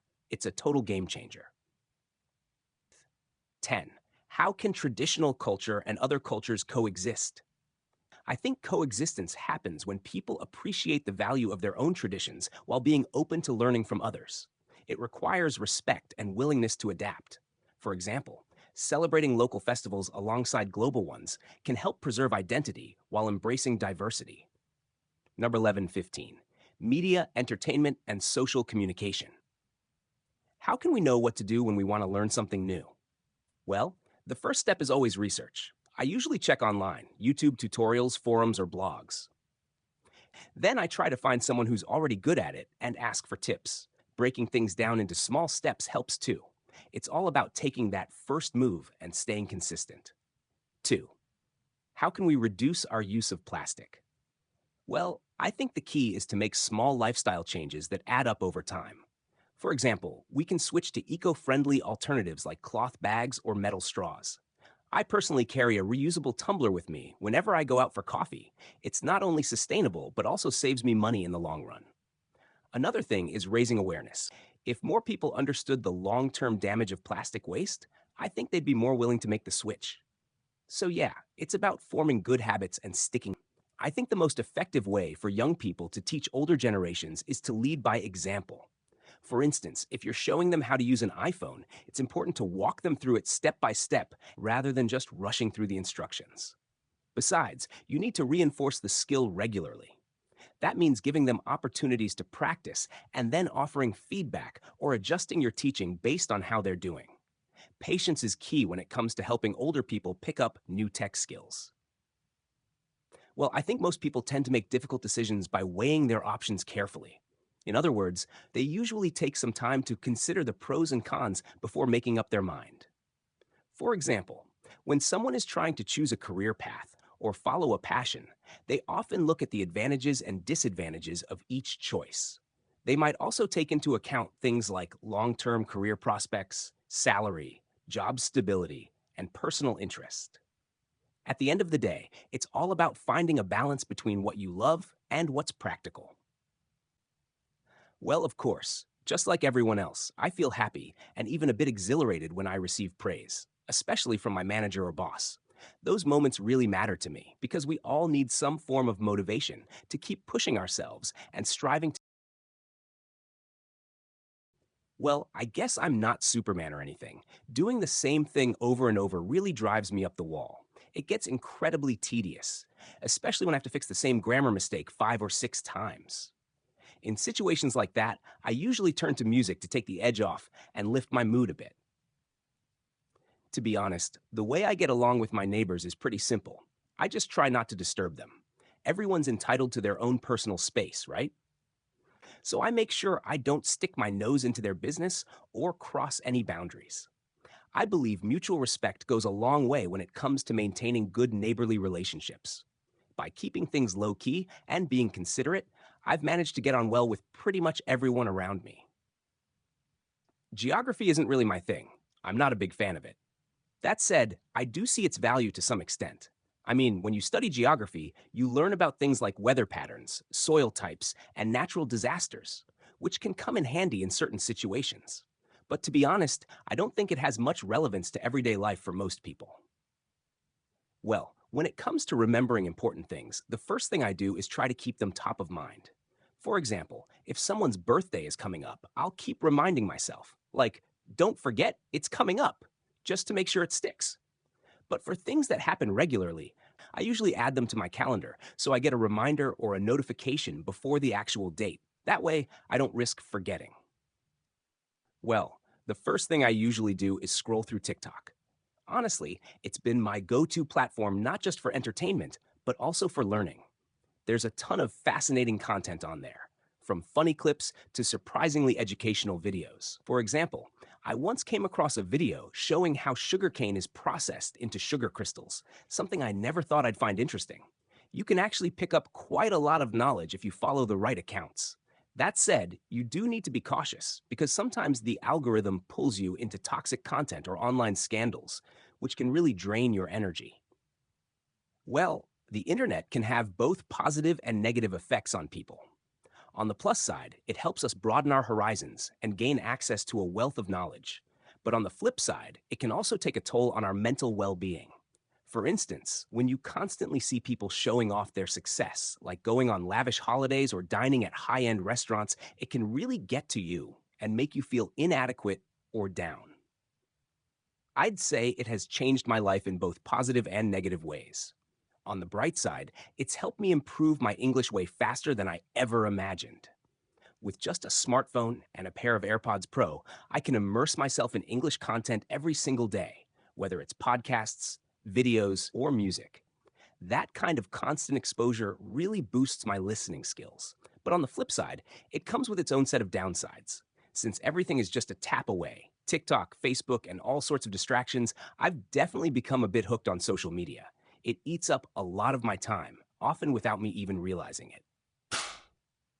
Well, the level of air pollution varies across different parts of the country. But I'd say Hanoi is probably the most heavily affected. In fact, it's often ranked as one of the most polluted cities in the world. As for where I live, Than Hoa, the air quality is generally better. It's not too bad, but from time to time, you might notice some smoke in the air, especially when people burn hay or other waste in rural areas.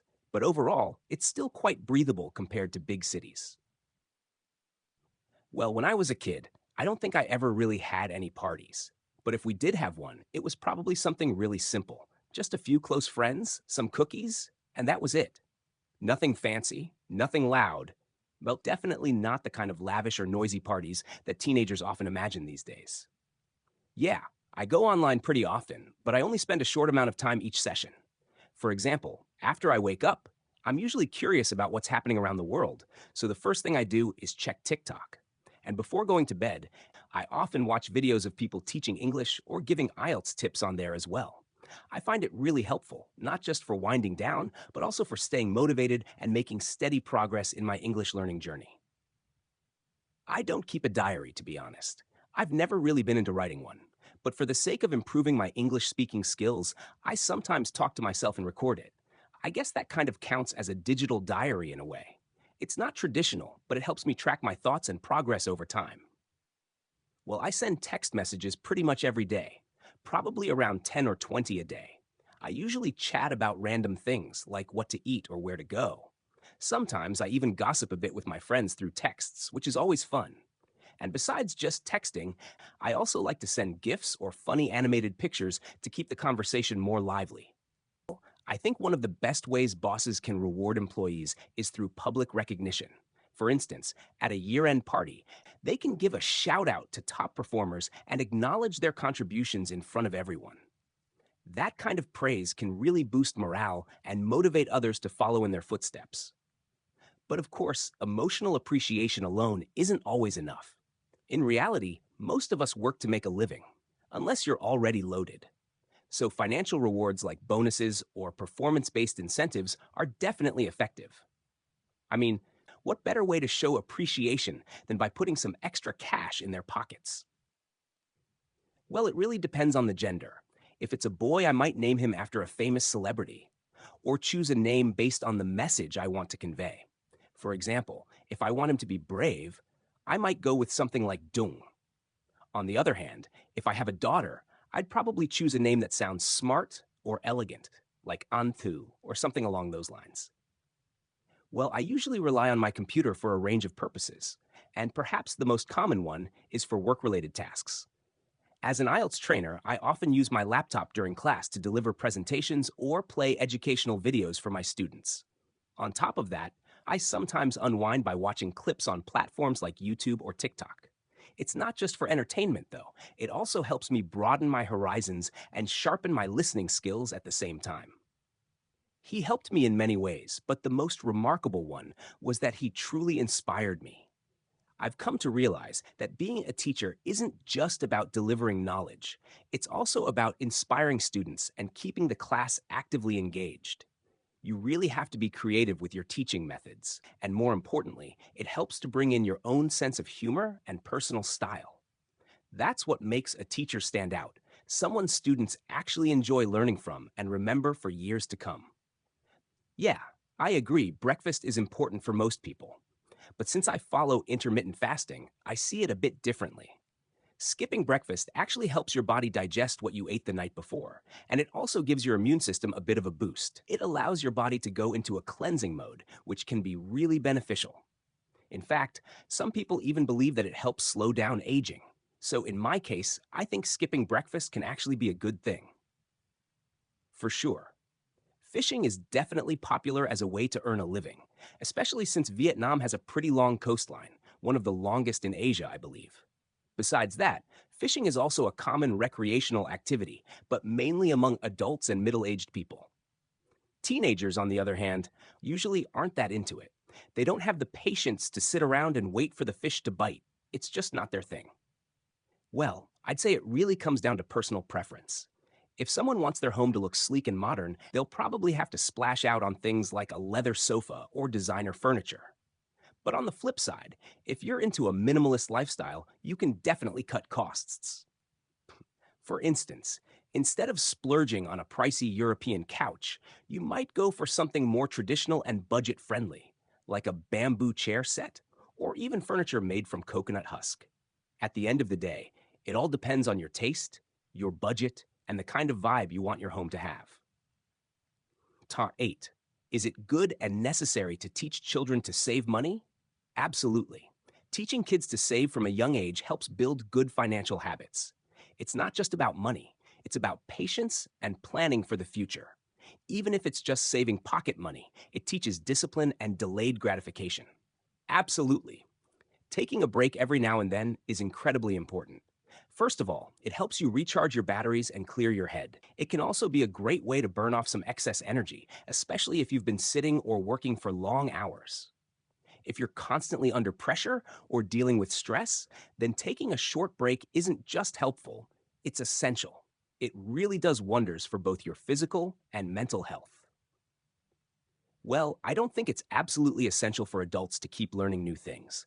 But if they want to broaden their horizons and become more well rounded individuals, then yes, it's definitely worth doing. Take doctors, for instance. They don't need to study subjects like engineering or geography to do their job well. But in everyday conversations, if those topics come up, they might feel a bit out of place or unable to contribute meaningfully. So I believe continuous learning isn't just about career development, it's about personal growth and staying mentally active as a human being. Well, I do think it's necessary to build public sports facilities, but people should be mindful of where and to what extent they're built. Take developing countries like Vietnam, for example. I don't think we should pour too much money into fancy sports complexes. But in more developed nations or in cities where obesity is a serious concern, it totally makes sense to invest in public spaces that promote physical activity. It's a smart way to get people moving and improve public health. I must say, it's a bit hard to tell who doesn't send messages these days. Even my grandparents do. And I think it's for a number of reasons. First of all, it's super convenient.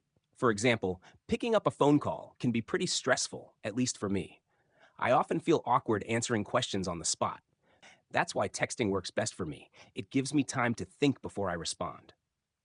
Thanh Hoa is one of the largest coastal provinces in Vietnam, probably the third biggest. That's why we're blessed with both a beautiful beach and stunning mountains.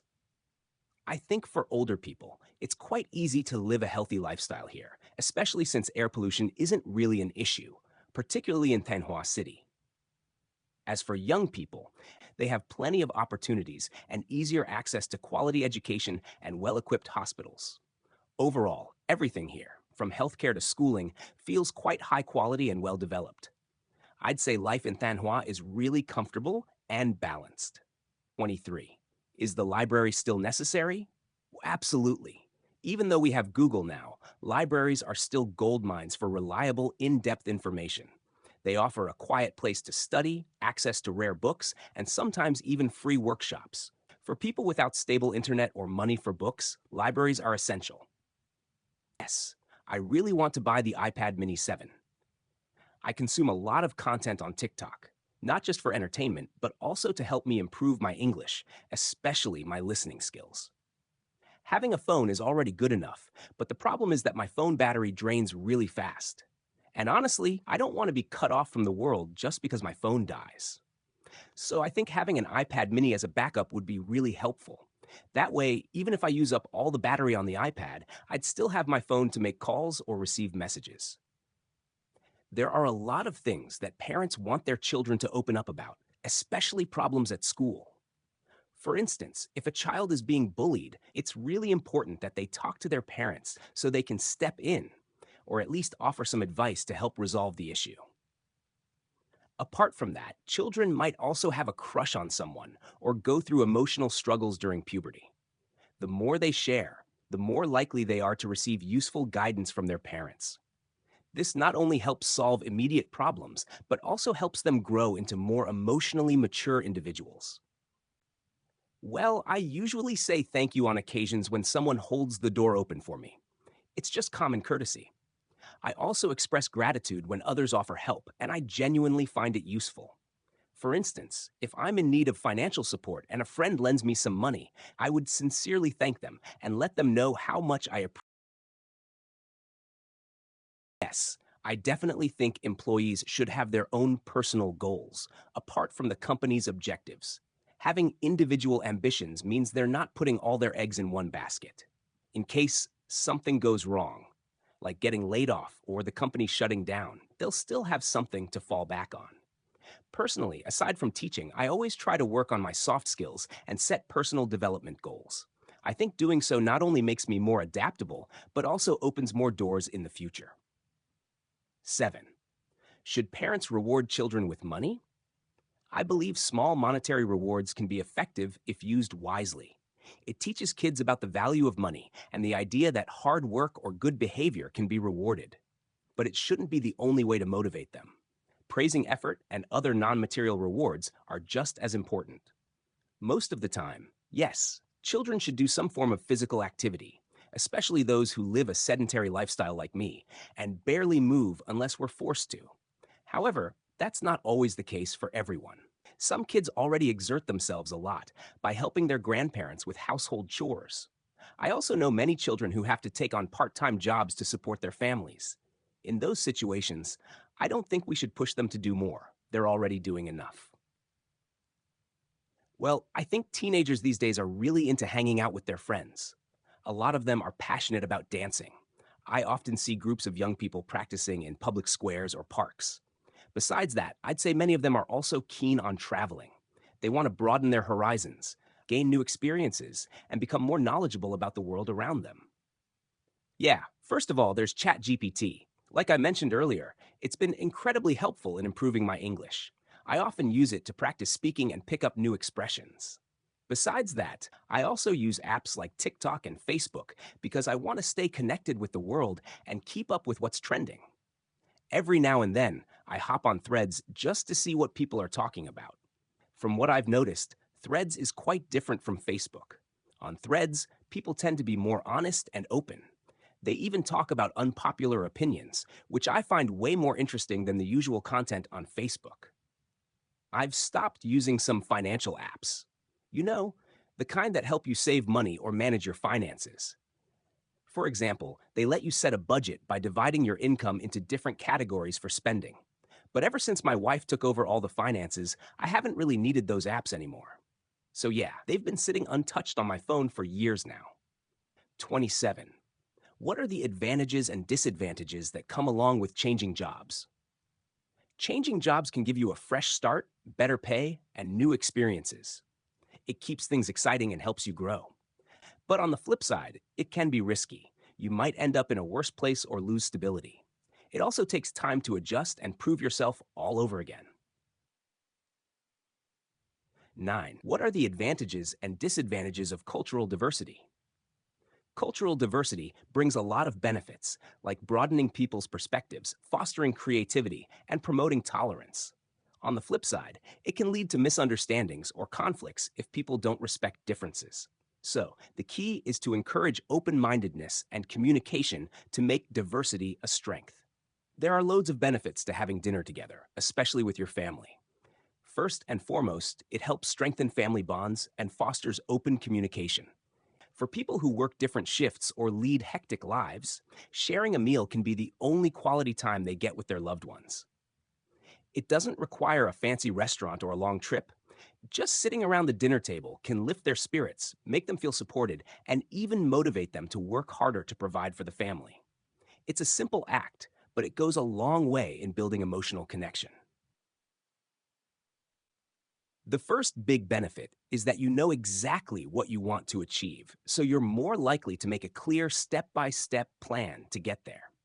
For example, if you want to become an English teacher, you'll probably think about how long it'll take and what you need to do, like improving your English, building your vocabulary, and mastering grammar.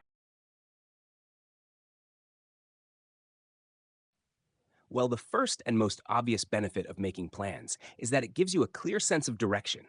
You know exactly what steps you need to take to reach your goal. Everything is mapped out before you even begin. For instance, if I want to become an engineer, I know I'll have to spend a lot of time studying science. And by having a plan in place, I'm less likely to waste time on distractions like playing computer games or doing things that aren't productive. Well, there are loads of benefits, I'd say. First of all, playing sports regularly can really help boost a child's height. For instance, kids who go swimming on a daily basis tend to grow taller than their peers, sometimes by as much as 5 centimeters. On top of that, sports are a fantastic way to unwind and blow off some steam after a long day. So, yeah, it's both physically and mentally therapeutic. Why this version hits band 9? Criteria, upgrade, why it helps. 19. What are the differences between actors/actresses who earn much and those who earn little? Well, it usually comes down to fame and demand. A-list celebrities get paid millions because they can attract a huge audience. Lesser known actors might be just as talented, but don't have the same exposure or opportunities. Sometimes it's not just about skills, it's also about luck, timing, and good networking. Well, from my perspective, houses in cities tend to be smaller compared to those in the countryside. The main reason is that land prices in urban areas are significantly higher. As a result, many people, especially those with limited financial means, are forced to downsize and live in more compact homes. In other words, they often have to compromise on space and comfort just to afford a place to live. This stark contrast in housing size is one of the key differences between urban and rural living.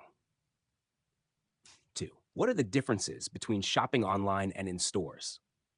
Well, shopping online is all about convenience. You can do it anytime, anywhere. But the downside is you can't physically check the product or try it on. In store shopping is more hands on, and you get instant gratification since you can take the item home immediately. Also, shopping in stores can be more social and fun, like going out with friends. More 3. 16. What are the advantages and disadvantages of eating in restaurants? Eating out definitely has its perks. First, it's super convenient. You don't have to cook or clean up. Plus, it's a chance to try new dishes or enjoy a special atmosphere with friends. But the downside is, it can be pricey and sometimes not that healthy. Also, if the place is too crowded or noisy, it might ruin the experience. What are the reasons for job change? There are loads of reasons. Some people want better pay, others want a healthier work life balance. Sometimes it's about career growth or escaping a toxic environment. Personally, I think changing jobs isn't a bad thing. It shows you're aiming for something better or more suitable. Number 20. Well, Vietnam is an incredibly beautiful country, so it's no surprise that there are plenty of breathtaking scenic spots. In the north, for example, you can explore Ha Giang, a mountainous province known for its jaw-dropping landscapes, winding roads, lush valleys, and crystal clear streams. If you head further south, you'll find some stunning beaches, especially in places like Da Nang or My Kay. These coastal cities are perfect for anyone who loves sun, sand, and sea. So whether you're into hiking through rugged mountains or just kicking back on a beach, Vietnam has something for everyone. 18. What can children learn from acting? Acting is a great way for kids to develop confidence and express themselves. It helps with communication skills, creativity, and teamwork. Through acting, they learn how to put themselves in someone else's shoes, which also builds empathy. Plus, it's a fun way to overcome shyness. Well, I think kids can learn a lot from their parents. For example, they can learn how to manage money and be more thoughtful about others. Parents also teach them when to say yes or no and help them build a sense of responsibility. And if their parents work in technical jobs, they might even pick up some of that knowledge too. So, yeah, growing up in that kind of environment can help them grow up faster and be more mature. Well, there are so many valuable lessons that older people can pass down to the younger generation. One of the most important ones, in my opinion, is learning how to be patient. You know, when someone has lived through all the ups and downs that life throws at them, they eventually come to understand that success doesn't happen overnight. It takes time, effort, and a lot of patience. It's kind of like growing a plant. You need to water it, nurture it, and give it time before it finally bears fruit. That's a lesson many young people tend to overlook these days because they want everything instantly. Well, there are plenty of ways parents can bring a smile to their children's faces. First off, giving them praise goes a long way. For instance, if they help out around the house, like doing the laundry or tidying up, a simple compliment like, "You did an amazing job," can really boost their confidence. On top of that, rewarding them every now and then for good behavior or solid academic performance can be really effective. Things like small gifts, a fun day out, or even just extra screen time work wonders. By doing this consistently, kids not only feel loved and appreciated, but they also learn to become more responsible and emotionally mature. The last time I was by myself, I spent the time writing an essay. As an IELTS trainer, I believe it's essential to keep practicing. Some people assume that once you become a teacher, you no longer need to practice, but I think it's actually the opposite. We should practice even more, not only to improve our own skills, but also to set an example and inspire our students to do the same. After all, practice makes perfect. Well, last weekend, I went back to my hometown to visit my parents. Actually, they live in Ha Giang, a province in the north of Vietnam, so we don't get to see each other very often. Usually, just twice a year, once in the summer and once during Tet. So I used my free time to visit them and catch up. That's what I did.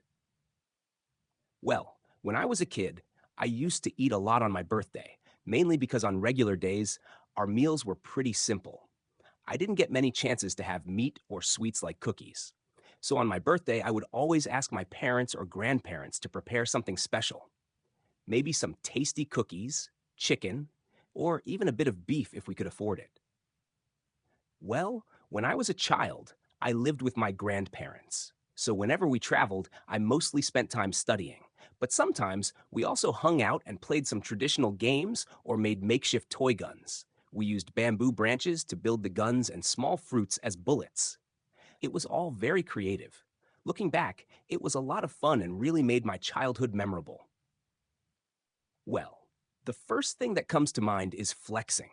A lot of people use social media to show off, whether it's how rich they are, how smart they are, or just how perfect their life looks.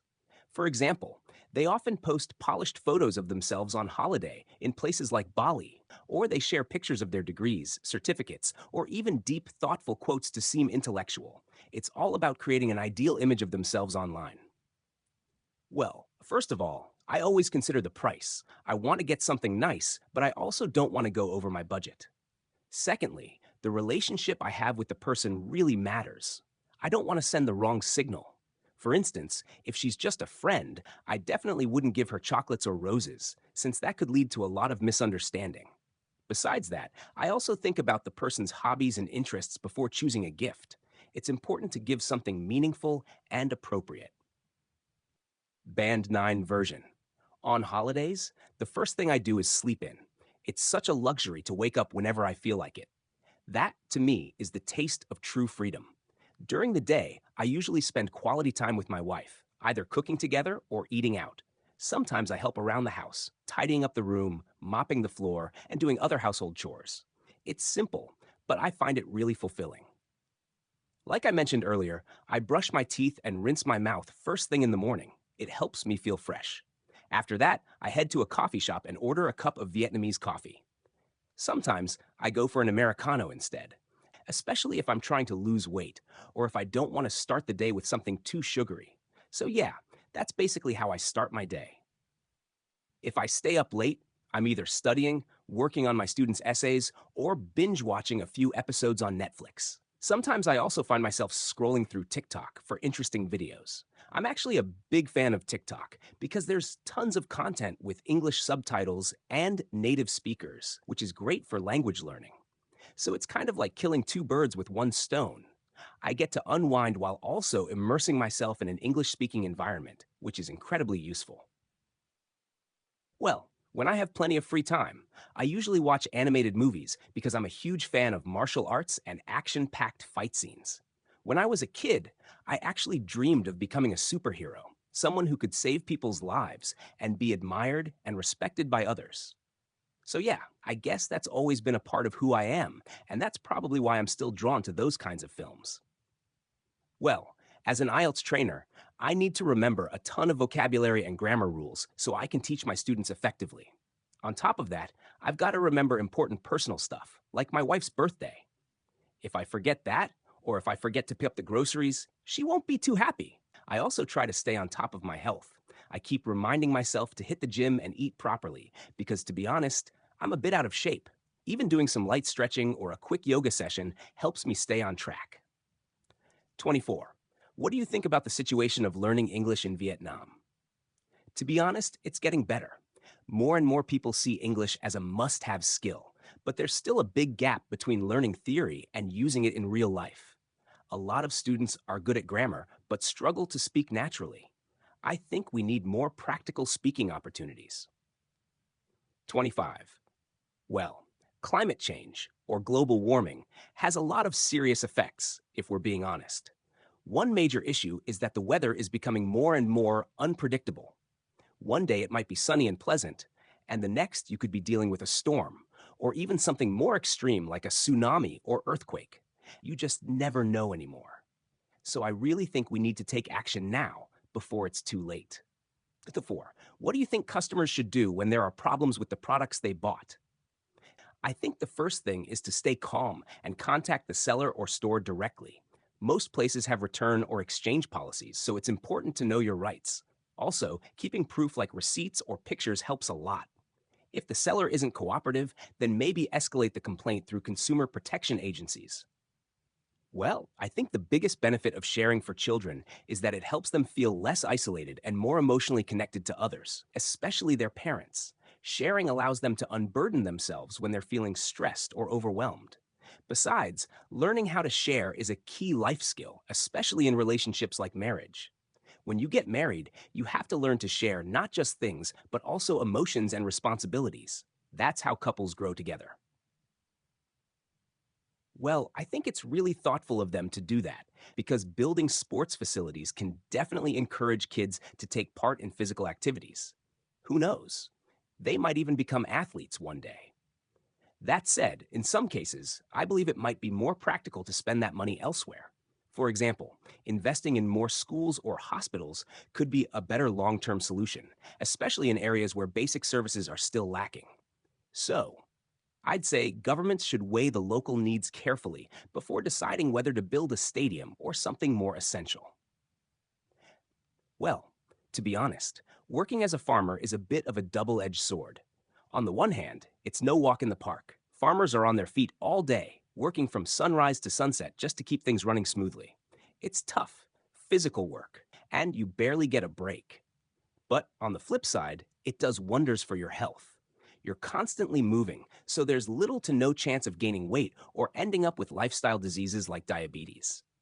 Plus, you get to breathe fresh air and live close to nature, which I think is a huge bonus in today's fast paced world. So, yeah, it's a tough job, but if you're the kind of person who enjoys hard work and a simple lifestyle, it might just be the perfect fit. Ideas intact. Well, there are definitely a few things that could send me over the moon. For example, if I could afford to buy a new house, that would be amazing. Right now, I'm living in an apartment and I'm quite content with my current situation. I had the chance to visit a library when I was a freshman at university, but honestly, it wasn't a great experience. In fact, it was worse than I expected. The moment you walk in, you're expected to stay completely silent. You can't even type on your laptop without worrying that the sound of the keyboard will annoy everyone around you. To be honest, that was my first and only visit. After that, I told myself, never again. It just wasn't for me. Well, as for other people, I guess they'd spend their time reading or traveling. But for me, my approach is just to focus on studying English. I consider myself a bit of a perfectionist, so I'm never fully satisfied with my English. I feel like I need to keep working on expanding my vocabulary and improving my pronunciation. So I rarely take time to rest.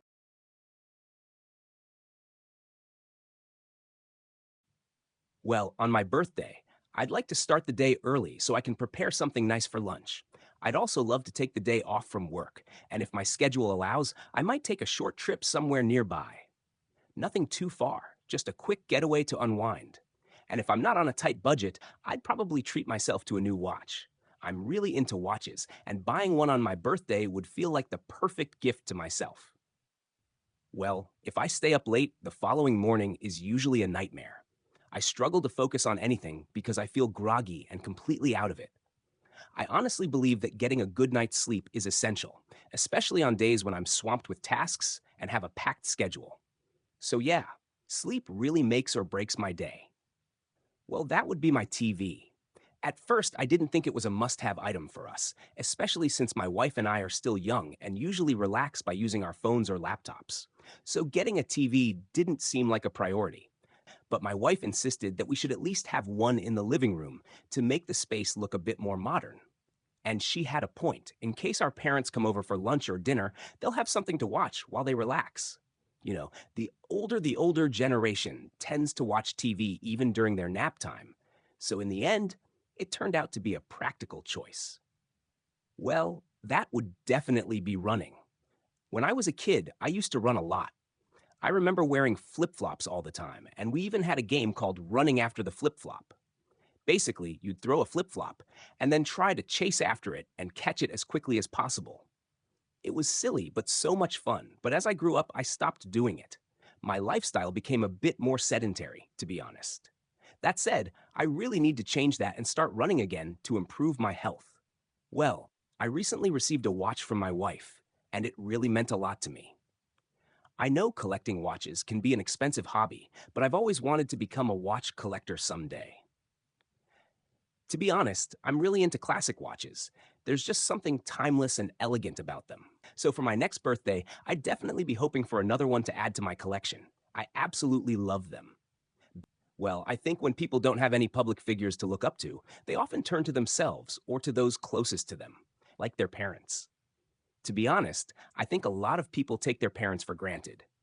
Even though they're not celebrities or superstars like Suntung MTP, they've worked hard, made sacrifices, and taught their kids how to be decent human beings. In my view, parents should be the first role models in anyone's life, simply because they shape us from day one. So, yeah, I really believe they deserve more admiration and credit. Well, to become a good teacher, I think the first thing is that you need to be a good learner yourself. I mean, if you're struggling to understand a subject, there's no way you can teach it effectively. Take English teaching, for example. You've got to be confident in your own English skills first. That means having a solid grasp of grammar, vocabulary, and also being able to communicate clearly. Only when you're strong in that area can you start helping others. Eight. What information can people get from television? Oh, loads of stuff. I mean, you can get news updates, weather forecasts, entertainment programs, and even educational content. Some people still rely on TV for daily news, especially older folks who aren't that into smartphones. Personally, I think TV is still a solid source of info, but with the rise of social media, it's kind of taking a back seat nowadays. Still, it's handy for getting a quick overview of what's happening in the world. Boosted with loads of stuff, daily news, older folks, solid source of info, taking a back seat, quick overview. Well, generally speaking, I'm quite a patient person. I can bite the bullet and wait for hours if I have to. But if I know that what I'm doing is going nowhere, I start to feel really discouraged. In those situations, I can't help but feel a bit sorry for myself and start losing my patience. 11. What's the benefit of letting kids watch animal videos rather than visiting zoos? Well, animal videos are more accessible and safe. You don't have to worry about the travel or animal welfare issues you might face in zoos. Plus, kids can watch them anytime, rewind, and learn at their own pace. However, nothing really beats the real life experience of seeing animals up close. Well, I suppose it's got to be the bedroom. Most people spend a significant portion of their day there, especially when it comes to sleeping, usually around 8 or 9 hours a day. So naturally, it's the place where they spend the most time. Apart from that, many people also enjoy having friends or relatives over, and in those cases, the living room becomes the go to spot. They might sit around, brew some tea, and have a nice chat. So, yeah, both the bedroom and living room are the most frequently used spaces in most homes, depending on the occasion. Well, I guess having some plants and flowers in the home can really enhance the overall look and feel of a room. For example, if you place a few pots of greenery or fresh flowers near the kitchen, it can make the space look more vibrant and refreshing. It definitely adds a touch of nature and makes the area feel more alive and welcoming. My favorite family photo was taken the day before Holiday. I captured it using my iPhone 13 Pro Max, just a few hours before New Year's Eve.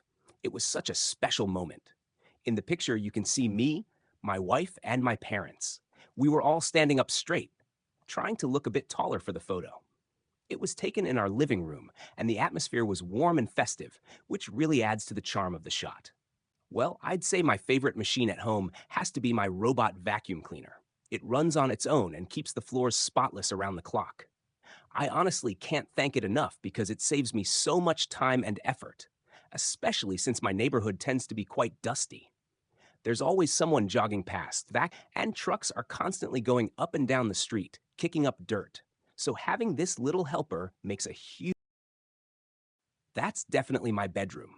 It's fully equipped. There's an air conditioner, a TV, and even a private bathroom. So it really has everything I need, and I'm not required to share it with anyone. I can study, relax, or just do whatever I like. Sometimes I even sit out on the balcony and enjoy the city view from the seventh floor of my apartment. It's honestly the perfect place for me to unwind. Well, my morning ritual usually starts with brushing my teeth. That's the first thing I do after waking up. I like to rinse my mouth first, just to feel fresh. Then I head to a coffee shop and order a cup of Vietnamese coffee. After that, I'll probably spend some time learning something new or watching interesting videos on YouTube to improve my English. Definitely ChatGPT, for sure. It's helped me a lot with improving my English speaking skills. I know my English isn't perfect, so I often have conversations with ChatGPT and ask for feedback on how to sound more natural, like suggesting better collocations or idiomatic expressions. Apart from that, I've also spent a bit of money on photo editing apps, mostly because my wife is really into it. She loves editing videos and pictures, so I just go along with it to support her hobby. I've downloaded tons of apps and deleted just as many. Everything from photo editing tools to finance apps. I remember once downloading a budgeting app, but I ended up deleting it just a few days later. So, yeah, I tend to experiment with different apps, try them out for a bit, and then uninstall them if they don't really suit my needs. 3. What kinds of plastic waste are often seen in your country? Oh, tons. In Vietnam, plastic bags are literally everywhere, especially in traditional markets where every single item seems to come in its own little bag. On top of that, plastic bottles, cups, and straws are scattered all over the place after events or street food sessions. I think part of the problem is that many people are still unaware of the consequences of plastic pollution. It's quite heartbreaking to see rivers and canals clogged with waste. So, yeah, plastic waste, especially the disposable kind, is still a major issue that we need to tackle head on. Well, to be honest, I rarely take public transportation because I have my own motorbike, which is way more convenient than standing around waiting for a bus. Plus, it saves me from having to come up with excuses when I'm late for meetings or classes. That said, I do recognize that public transport is beneficial. It can really help the environment, as many people point out, but for me, it's just not a practical option. Well, when it comes to young people, I'd say they're more likely to prefer tangible rewards, things like a brand new smartphone, some trendy jewelry, or even just cash. At that age, they're usually not mature enough to fully appreciate things like public recognition or professional status. On the other hand, older employees, especially those who've been in the workforce for years, tend to value appreciation and acknowledgement more. They've probably already accumulated enough material possessions, so now what matters most might be their reputation, ego, or sense of purpose. For them, a heartfelt thank you or a formal award might actually mean more than a shiny gadget. To be honest, these days, almost every job under the sun requires some level of teamwork. You can't just go solo all the time. Even if you're a doctor, you still need to coordinate with nurses, surgeons, and other medical staff to get the job done properly. In fact, being a good team player is considered one of the most essential soft skills in the workplace. Sure, some jobs might demand more collaboration than others, but at the end of the day, very few careers let you work in a vacuum. So, yeah, whether you're in a hospital, an office, or even out in the field, having team spirit and knowing how to work well with others is absolutely crucial. Well, that's quite a thought provoking question.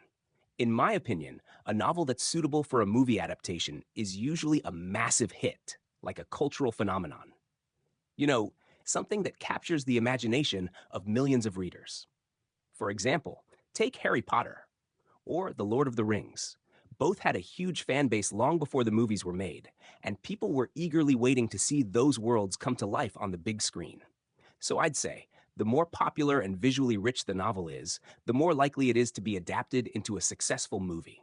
Well, I think there are different kinds of people who can serve as role models. For starters, successful and wealthy individuals often inspire others. I mean, who wouldn't want to be rich, famous, and admired, right? But it's not just about money or fame. Some people become role models simply by living meaningful lives and doing good for others. Even if they're not in the spotlight, their kindness, selflessness, and positive influence on their community can really leave a lasting impression, especially on the younger generation. Well, there are plenty of activities that people of all ages can enjoy together. One great example is playing chess. I still remember when I was a kid, I learned how to play and used to challenge my friends just for fun and a bit of mental stimulation. It's a classic game that older people often enjoy too, and of course, young adults can get just as hooked on it. So it's definitely an activity that bridges the generation gap. Well, some people take a lot of pride in making a real difference. For instance, if you're an English teacher and you manage to inspire your students to work harder and reach their full potential, that's definitely something to be proud of. On the flip side, other people might feel proud when they hit their personal milestones, like buying their dream house, getting a fancy car, or being able to afford designer clothes. For them, those things are kind of like status symbols or markers of success. Number 21 to 25, motivation, libraries, English learning, and careers. 21. What makes people feel proud of themselves?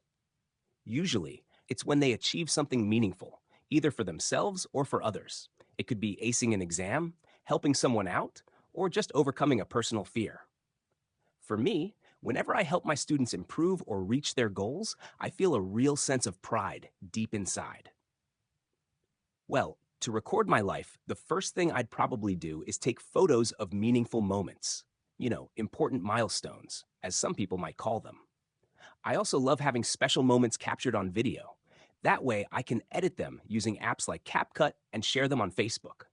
But more than that, I enjoy reflecting on these memories, especially the ones I share with my wife and family. It's a great way to hold on to those beautiful times. Well, when it comes to outdoor activities, most people around here are really into playing football. It's probably the most popular sport. Besides that, some folks like going for a swim or heading out for a camping trip, especially on weekends. Every now and then, you'll also see people going fishing to relax and unwind. So, yeah, those are some of the common outdoor activities people enjoy where I live. That would definitely be my bedroom. It's fully furnished and gives me a real sense of comfort because I can do whatever I like there. Besides, I also enjoy spending time on the balcony, just sitting and taking in the city view from the seventh floor of my apartment. It's a great way to unwind. Well, I'd say practical tech skills are something younger people can definitely help older generations with. Things like using a smartphone or ordering groceries online. Older folks often stick to what they know, for example, preferring a basic phone over a smartphone or heading to the store instead of shopping online. These are everyday skills now, and learning them can really simplify life for older adults. It's a win win. Tech savvy youngsters get to help, and older people feel more independent. Or three, what problems do customers often have while shopping? Oh, there are quite a few. Online shoppers might deal with delayed delivery, wrong items, or poor quality. In stores, sometimes products are out of stock or the customer service isn't great. Also, people can feel overwhelmed by too many choices or confusing sales. Returns and refunds can also be a headache for both online and offline shopping. Well, in Vietnam, one really popular program among teenagers is An Trai Se Hi. It features around 6 or 7 celebrities, usually singers, who come together and perform in a kind of live concert setting. It's a bit like a music variety show, but instead of just having one artist, it brings together a group of hot names in the industry. I'm not exactly sure how the whole format works, but the vibe is really energetic and fun, which is why it's so appealing to young viewers. Well, I'd say one of the biggest safety concerns people have in residential areas is the risk of fire. You know, a small spark, maybe from careless cooking or faulty wiring, can easily turn into a major blaze and spread from house to house. That's why fire safety is taken seriously in most neighborhoods. To prevent that kind of disaster, people really need to stay alert, especially when they're cooking or using electrical appliances. It's all about being cautious and not letting your guard down. I like to have fruit as a snack. I'm really into sweet tropical fruits like watermelon, mango, lychee, and things like that. But if I'm really hungry, I'll probably go for something more filling, like bun sao. It's a Vietnamese dish that's quite similar to a Western style pancake. It's flat and crispy, and usually made with rice flour, small shrimp, bean sprouts, and green onions. It's super tasty. Well, there are loads of sports that young people love to get involved in. In Vietnam, the most popular one has to be football. It's a team sport that's hugely loved because it allows you to play with your mates. Usually, there are around 11 players on each team, and you can take on different roles depending on your skills. But at the end of the day, it's a great way to burn off some energy, blow off steam, and keep yourself in shape. Well, that's a really interesting question, but honestly, it's quite tricky to answer. That said, I do believe that certain behaviors, like greeting older people first or showing respect for school rules, should be non negotiable in any educational setting. These are basic manners that help build discipline and respect. On top of that, values like kindness and helping others should definitely be encouraged too.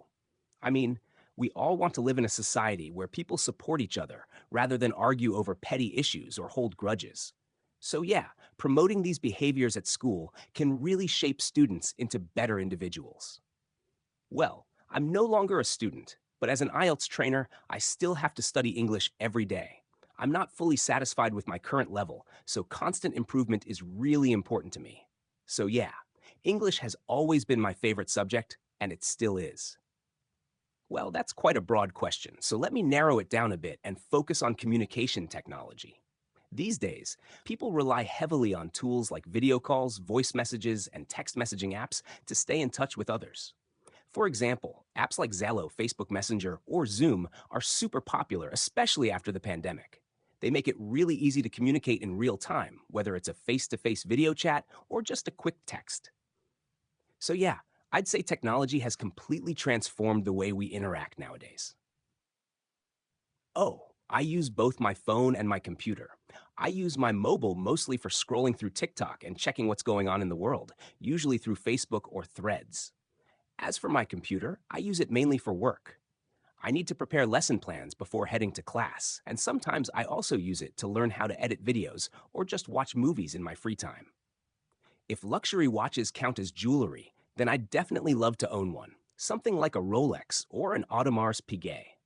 I think wearing a gold necklace or a pearl bracelet could also be a great way to elevate my style. These accessories not only make a bold fashion statement, but also add a touch of class and sophistication to my overall look. Well, if I didn't have access to the internet, the first thing I'd probably do is give my place a proper cleanup. It's honestly been a bit of a disaster zone lately because I've been putting it off. After that, I'd likely get out of the house and hit the gym, you know, just to stay in shape and boost my flexibility a bit. That's an interesting question, actually. Without a computer, my life would be completely different. For starters, I'd probably go back to the old habit of jotting things down by hand, since typing has become second nature to me and I've lost touch with writing manually. On top of that, the way I unwind or connect with others would change drastically. Instead of chatting online or texting, I'd likely spend more time meeting people face to face, like catching up over coffee or just hanging out in person, which used to be the norm before everything went digital. Well, it's almost the same, to be honest. I lived in an apartment a few years ago, and now I've been living in a new one for about 3 or 4 years. However, when I was a kid, I lived in a single house with my grandparents. It wasn't very comfortable because we didn't have any modern conveniences. No air conditioner, no TV, nothing like that. So compared to my childhood home, my current living situation is definitely more comfortable. Well, Vietnam is a tropical country, so the weather tends to be fairly consistent throughout the year. I live in Thanh Hoa City, which is in central Vietnam, and the summers there can get extremely hot. Temperatures can soar to around 41 or 42 degrees Celsius. That said, winters aren't too harsh. It doesn't get that cold, and we don't have snow or blizzards like in some other countries. Right now, the weather is quite pleasant for most people, but during the summer, it can get absolutely scorching. Temperatures can reach as high as 41 or 42 degrees Celsius. That kind of heat can be really dangerous, especially for the elderly and young children. As for winter, it doesn't get that cold here. We don't have snow or blizzards, so the winters are relatively mild. I'm not sure if that's a good or bad thing, but to be honest, I've always dreamed of seeing snowfall one day. I think it would be an amazing experience. My favorite type of chocolate is probably dark chocolate, the classic, rich kind. I'm not really a fan of flavored ones like strawberry or vanilla. They taste nice at first, but they get a bit sickly after a couple of bars. I prefer something more natural and less sweet. Dark chocolate has that slightly bitter edge, which really satisfies your cravings without being overpowering. It's the kind of treat you can enjoy even after a big meal. Well, I'm busy when I have to juggle multiple tasks at once. I'm usually up to my ears in work when I have a pile of essays to mark, need to help my wife with household chores, or squeeze in time to hit the gym. You know, I have to wear so many hats. So, of course, when everything lands on my plate at the same time, I get super busy. Well, I can't remember the exact moment I started using social media. I can't really pinpoint the exact time, but I'd say it was probably around 10 or 12 years ago when I was a sophomore at university. That said, my memory's a bit vague when it comes to the very first time I used it, so yeah, that's the best I can recall. When do children begin to comprehend the value of money? I think kids start to understand money around age 6 or 7. At that age, they begin to realize that money is limited and you have to make choices on how to spend it. Before that, money is more of an abstract concept. But with some guidance, they can start learning about saving and spending wisely. Yeah, even when I'm bored or have nothing to do all day, I still wouldn't play puzzles unless someone offered me a few million VND as a reward. Then maybe I'd give it a try. But honestly, I find puzzles really boring. They're just not for me.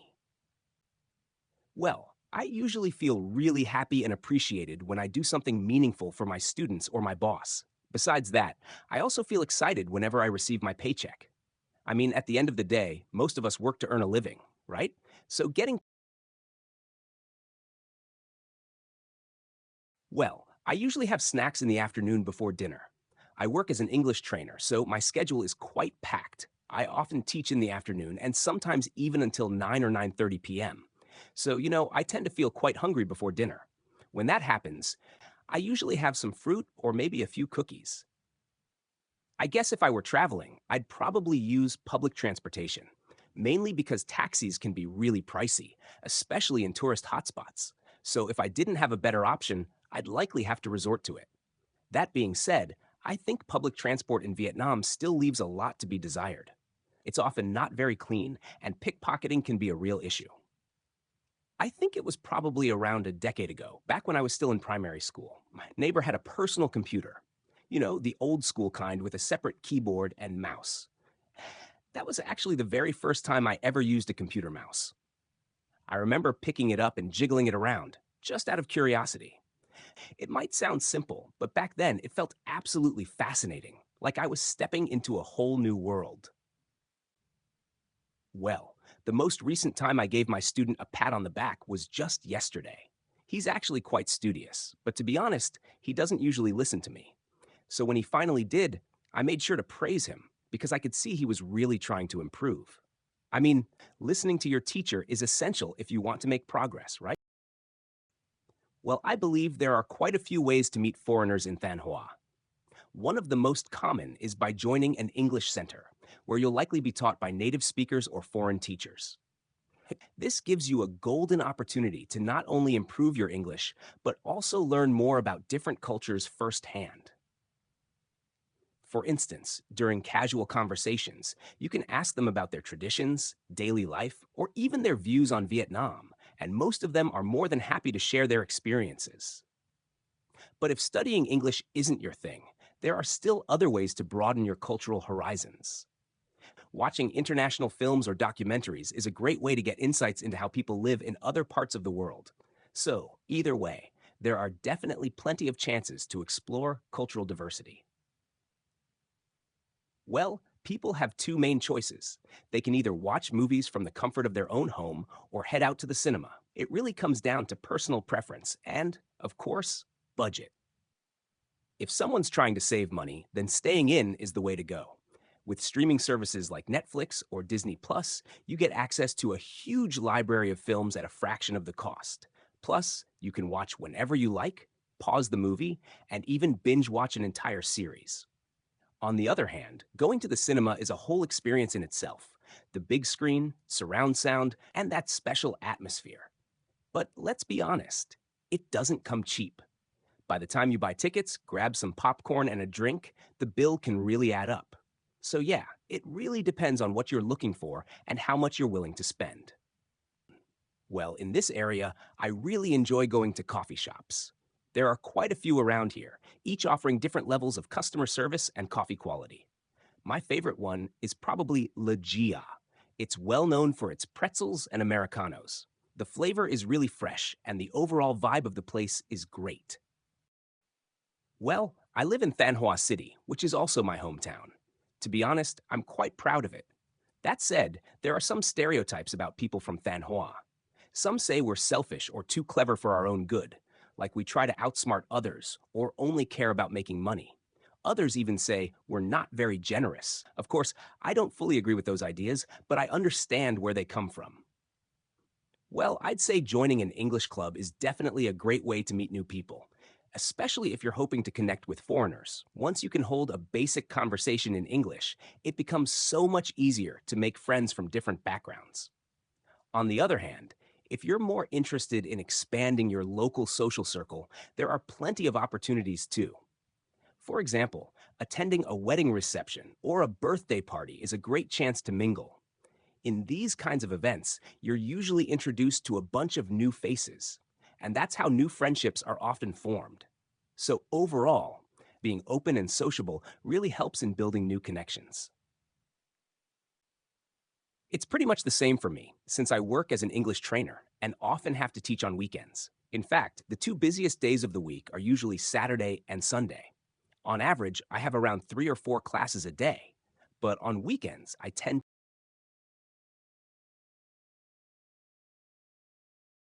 It really depends. If I want to take in every single detail, I'd probably choose books over movies. However, sometimes movie adaptations can be even better than the original books because they offer so much more, like visuals, sound effects, music, and real life acting. These elements help bring the story to life, and in some cases, make it easier to relate to the characters and emotions. Well, I think it really comes down to your role within the company. If you're in a managerial position, let's say you're the head of the sales department, then obviously hitting the team's overall target takes priority over your own personal goals. In that case, your success is measured by how well the whole department performs, not just you. On the flip side, if you're a regular employee or just starting out, then it makes total sense to focus on your personal targets, especially if you're aiming for bonuses or career advancement. So, all things considered, whether personal or collective goals matter more really depends on where you stand in the organizational hierarchy. Well, I live with my wife, and we've been living together for almost 3 or 4 years now. She's a great companion, supportive, caring, and honestly, I couldn't ask for a better person to share my life with. I'd rather sing to myself because I don't have a great singing voice, and honestly, I don't want to embarrass myself in front of other people. So I usually sing when I'm in the shower or when I'm studying or learning something. Singing really helps me relieve stress. Whenever I feel down or overwhelmed, just singing a tune makes me feel like a weight has been lifted off my shoulders. It's surprisingly therapeutic and can be incredibly helpful for your mental well being. 20. How does technology help people tell stories? Technology has completely changed storytelling. Now people can use social media, videos, podcasts, even virtual reality to tell their stories. You don't need to be a professional writer or filmmaker anymore. Just your phone and a bit of creativity is enough to reach the world. Number, yeah, without a doubt, it's Uncle Ho's birthday, Ho Chi Minh, as we usually call him. I mean, my own birthday is just a small personal event. Maybe my wife notices and gets me a cake, but that's about it. But when it comes to President Ho Chi Minh, it's a whole different story. People really take it seriously. In fact, we usually get a day or two off work to celebrate, and his birthday is treated like a national holiday. 6. What kinds of gifts do young people like to receive as rewards? Oh, for sure. Young people these days are really into tech gadgets, things like smartphones, wireless earbuds, or smartwatches. They also love getting cash or gift cards because that gives them the freedom to buy what they actually want. Some even appreciate experiences, like a concert ticket or a short trip. So, yeah, it's not just about material stuff, it's also about creating memories. Boosted with really into tech gadgets, gives them the freedom, actually want, creating memories. 7. Why are people so keen on buying iPhones even though they haven't changed much? Well, that's a good point. I think it mostly comes down to brand loyalty and social status. You know, owning an iPhone has kind of become a status symbol. It's not just a phone, it's a lifestyle. Even if the new models don't offer much improvement, people still queue up just to get the latest one. I guess Apple has done a brilliant job marketing it as something premium and trendy. So, yeah, it's more about the image than the actual features. Boosted with brand loyalty, status symbol, queue up, a brilliant job marketing it, though in XHop more about the image than the actual features. 8. Well, I think there are quite a few factors that come into play. First and foremost, natural ability does matter. As an IELTS trainer myself, I've noticed that some children just seem to pick up vocabulary way faster than others. It's almost like second nature to them. That said, talent alone isn't everything. Hard work and consistency are just as important, if not more. Even if a child isn't particularly gifted, they can still make solid progress by using effective methods like spaced repetition. With enough effort and the right approach, they can definitely close the gap and achieve great results. No natural talent required. 14. Why are there fewer people going to the cinema to watch movies? There are several reasons. Streaming platforms like Netflix make it easy and cheap to watch new movies at home. Cinemas can be expensive and inconvenient. Also, with the pandemic, people got used to staying in. So, yeah, home viewing has definitely eaten into cinema attendance. I guess it's because I want to earn more and truly live life to the fullest. I mean, you could just slack off and do nothing. But that's not for me. I want to aim higher and achieve bigger goals so I can become the best version of myself. That's why I work hard and spend a lot of time improving my pronunciation as a teacher and finding ways to maximize. Well, long story short, when I was studying at law school, I realized I wasn't really getting anywhere with my law degree. There was just so much competition, and honestly, a lot of students were way ahead of me. They had stronger logical thinking skills, better debating abilities, and wider networks. So for me, the only thing that felt like a lifeline was language, specifically English. I figured that if I wanted to stay competitive and gain an edge over others, I'd have to master English, speak it fluently, write it well, and use it effectively, especially if I ever ended up working with foreign clients as a lawyer. Hasher 4. Why do people like to use plastic products? Well, I guess it's mainly because plastic is super convenient and dirt cheap. I mean, you can use it for pretty much anything, from carrying groceries to storing food. It's also lightweight and easy to handle, so people don't really think twice before reaching for it. Honestly, most folks go for what's quick and easy, and plastic ticks all the boxes. The problem is, it's so convenient that people tend to overuse it without considering the environmental cost. Boosted with super convenient, dirt cheap, don't really think twice, ticks all the boxes, overuse it, environmental cost. I believe it's important to say thank you because it shows that you're polite and well mannered. For instance, if someone holds the door open for you, it's only natural to thank them. Another reason is that expressing gratitude encourages kindness. People are more likely to help you again in the future if you acknowledge their efforts, compared to, well, I guess some people miss important events simply because they're swamped with work or tied up with too many tasks. Take doctors or even IELTS trainers like me. We're often buried in responsibilities like marking essays or preparing lessons. As a result, there's a real chance we might forget or unintentionally skip special occasions, like a friend's birthday or a wedding celebration. Romp 5. Why do people rarely use cash now? Well, cash is kind of old fashioned these days because digital payments are just so easy and fast. People prefer using apps, cards, or e wallets because they're convenient and safer. Plus, with the pandemic, contactless payments became a must. So, yeah, cash is still around, but definitely losing ground fast. Well, there are quite a few reasons why people go after extreme sports. First off, some just want to prove themselves, that they're brave, mentally tough, or physically strong. On top of that, many people crave excitement and want to add a little spice to their lives. I guess for them, nothing beats the thrill of an adrenaline rush. It's that intense feeling that makes them feel truly alive. Well, I guess it's because many people find other types of activities more stimulating than physical ones. For example, some enjoy challenging their minds by solving puzzles or playing chess. They might feel that being sharp or intelligent is more attractive or valuable than just being physically strong or muscular. It's like, for them, brain over brawn. Well, there are a few reasons for that, but I think the main one is that chocolate simply tastes amazing. It's sweet, rich, and the aroma is absolutely irresistible. Plus, it makes a perfect gift for just about anyone, especially on occasions like Valentine's Day, when people often give chocolate to their loved ones as a token of affection. Well, I think there are a couple of reasons behind this. First off, some people wear jewelry to make a statement, to show off their wealth or to draw attention to their appearance. A striking necklace or a flashy ring can really highlight their sense of style. On the other hand, jewelry can also carry sentimental value.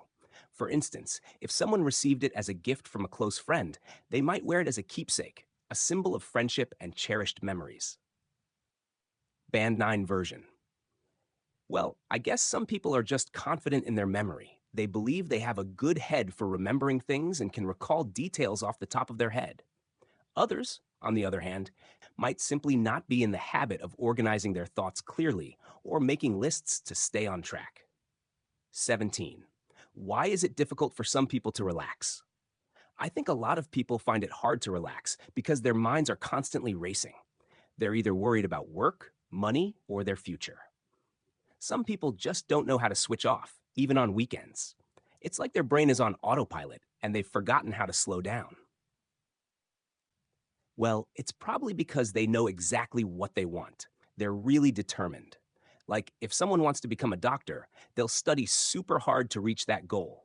On the other hand, some people don't make any plans at all, either because they're a bit lazy or simply because they're not sure what they want to achieve.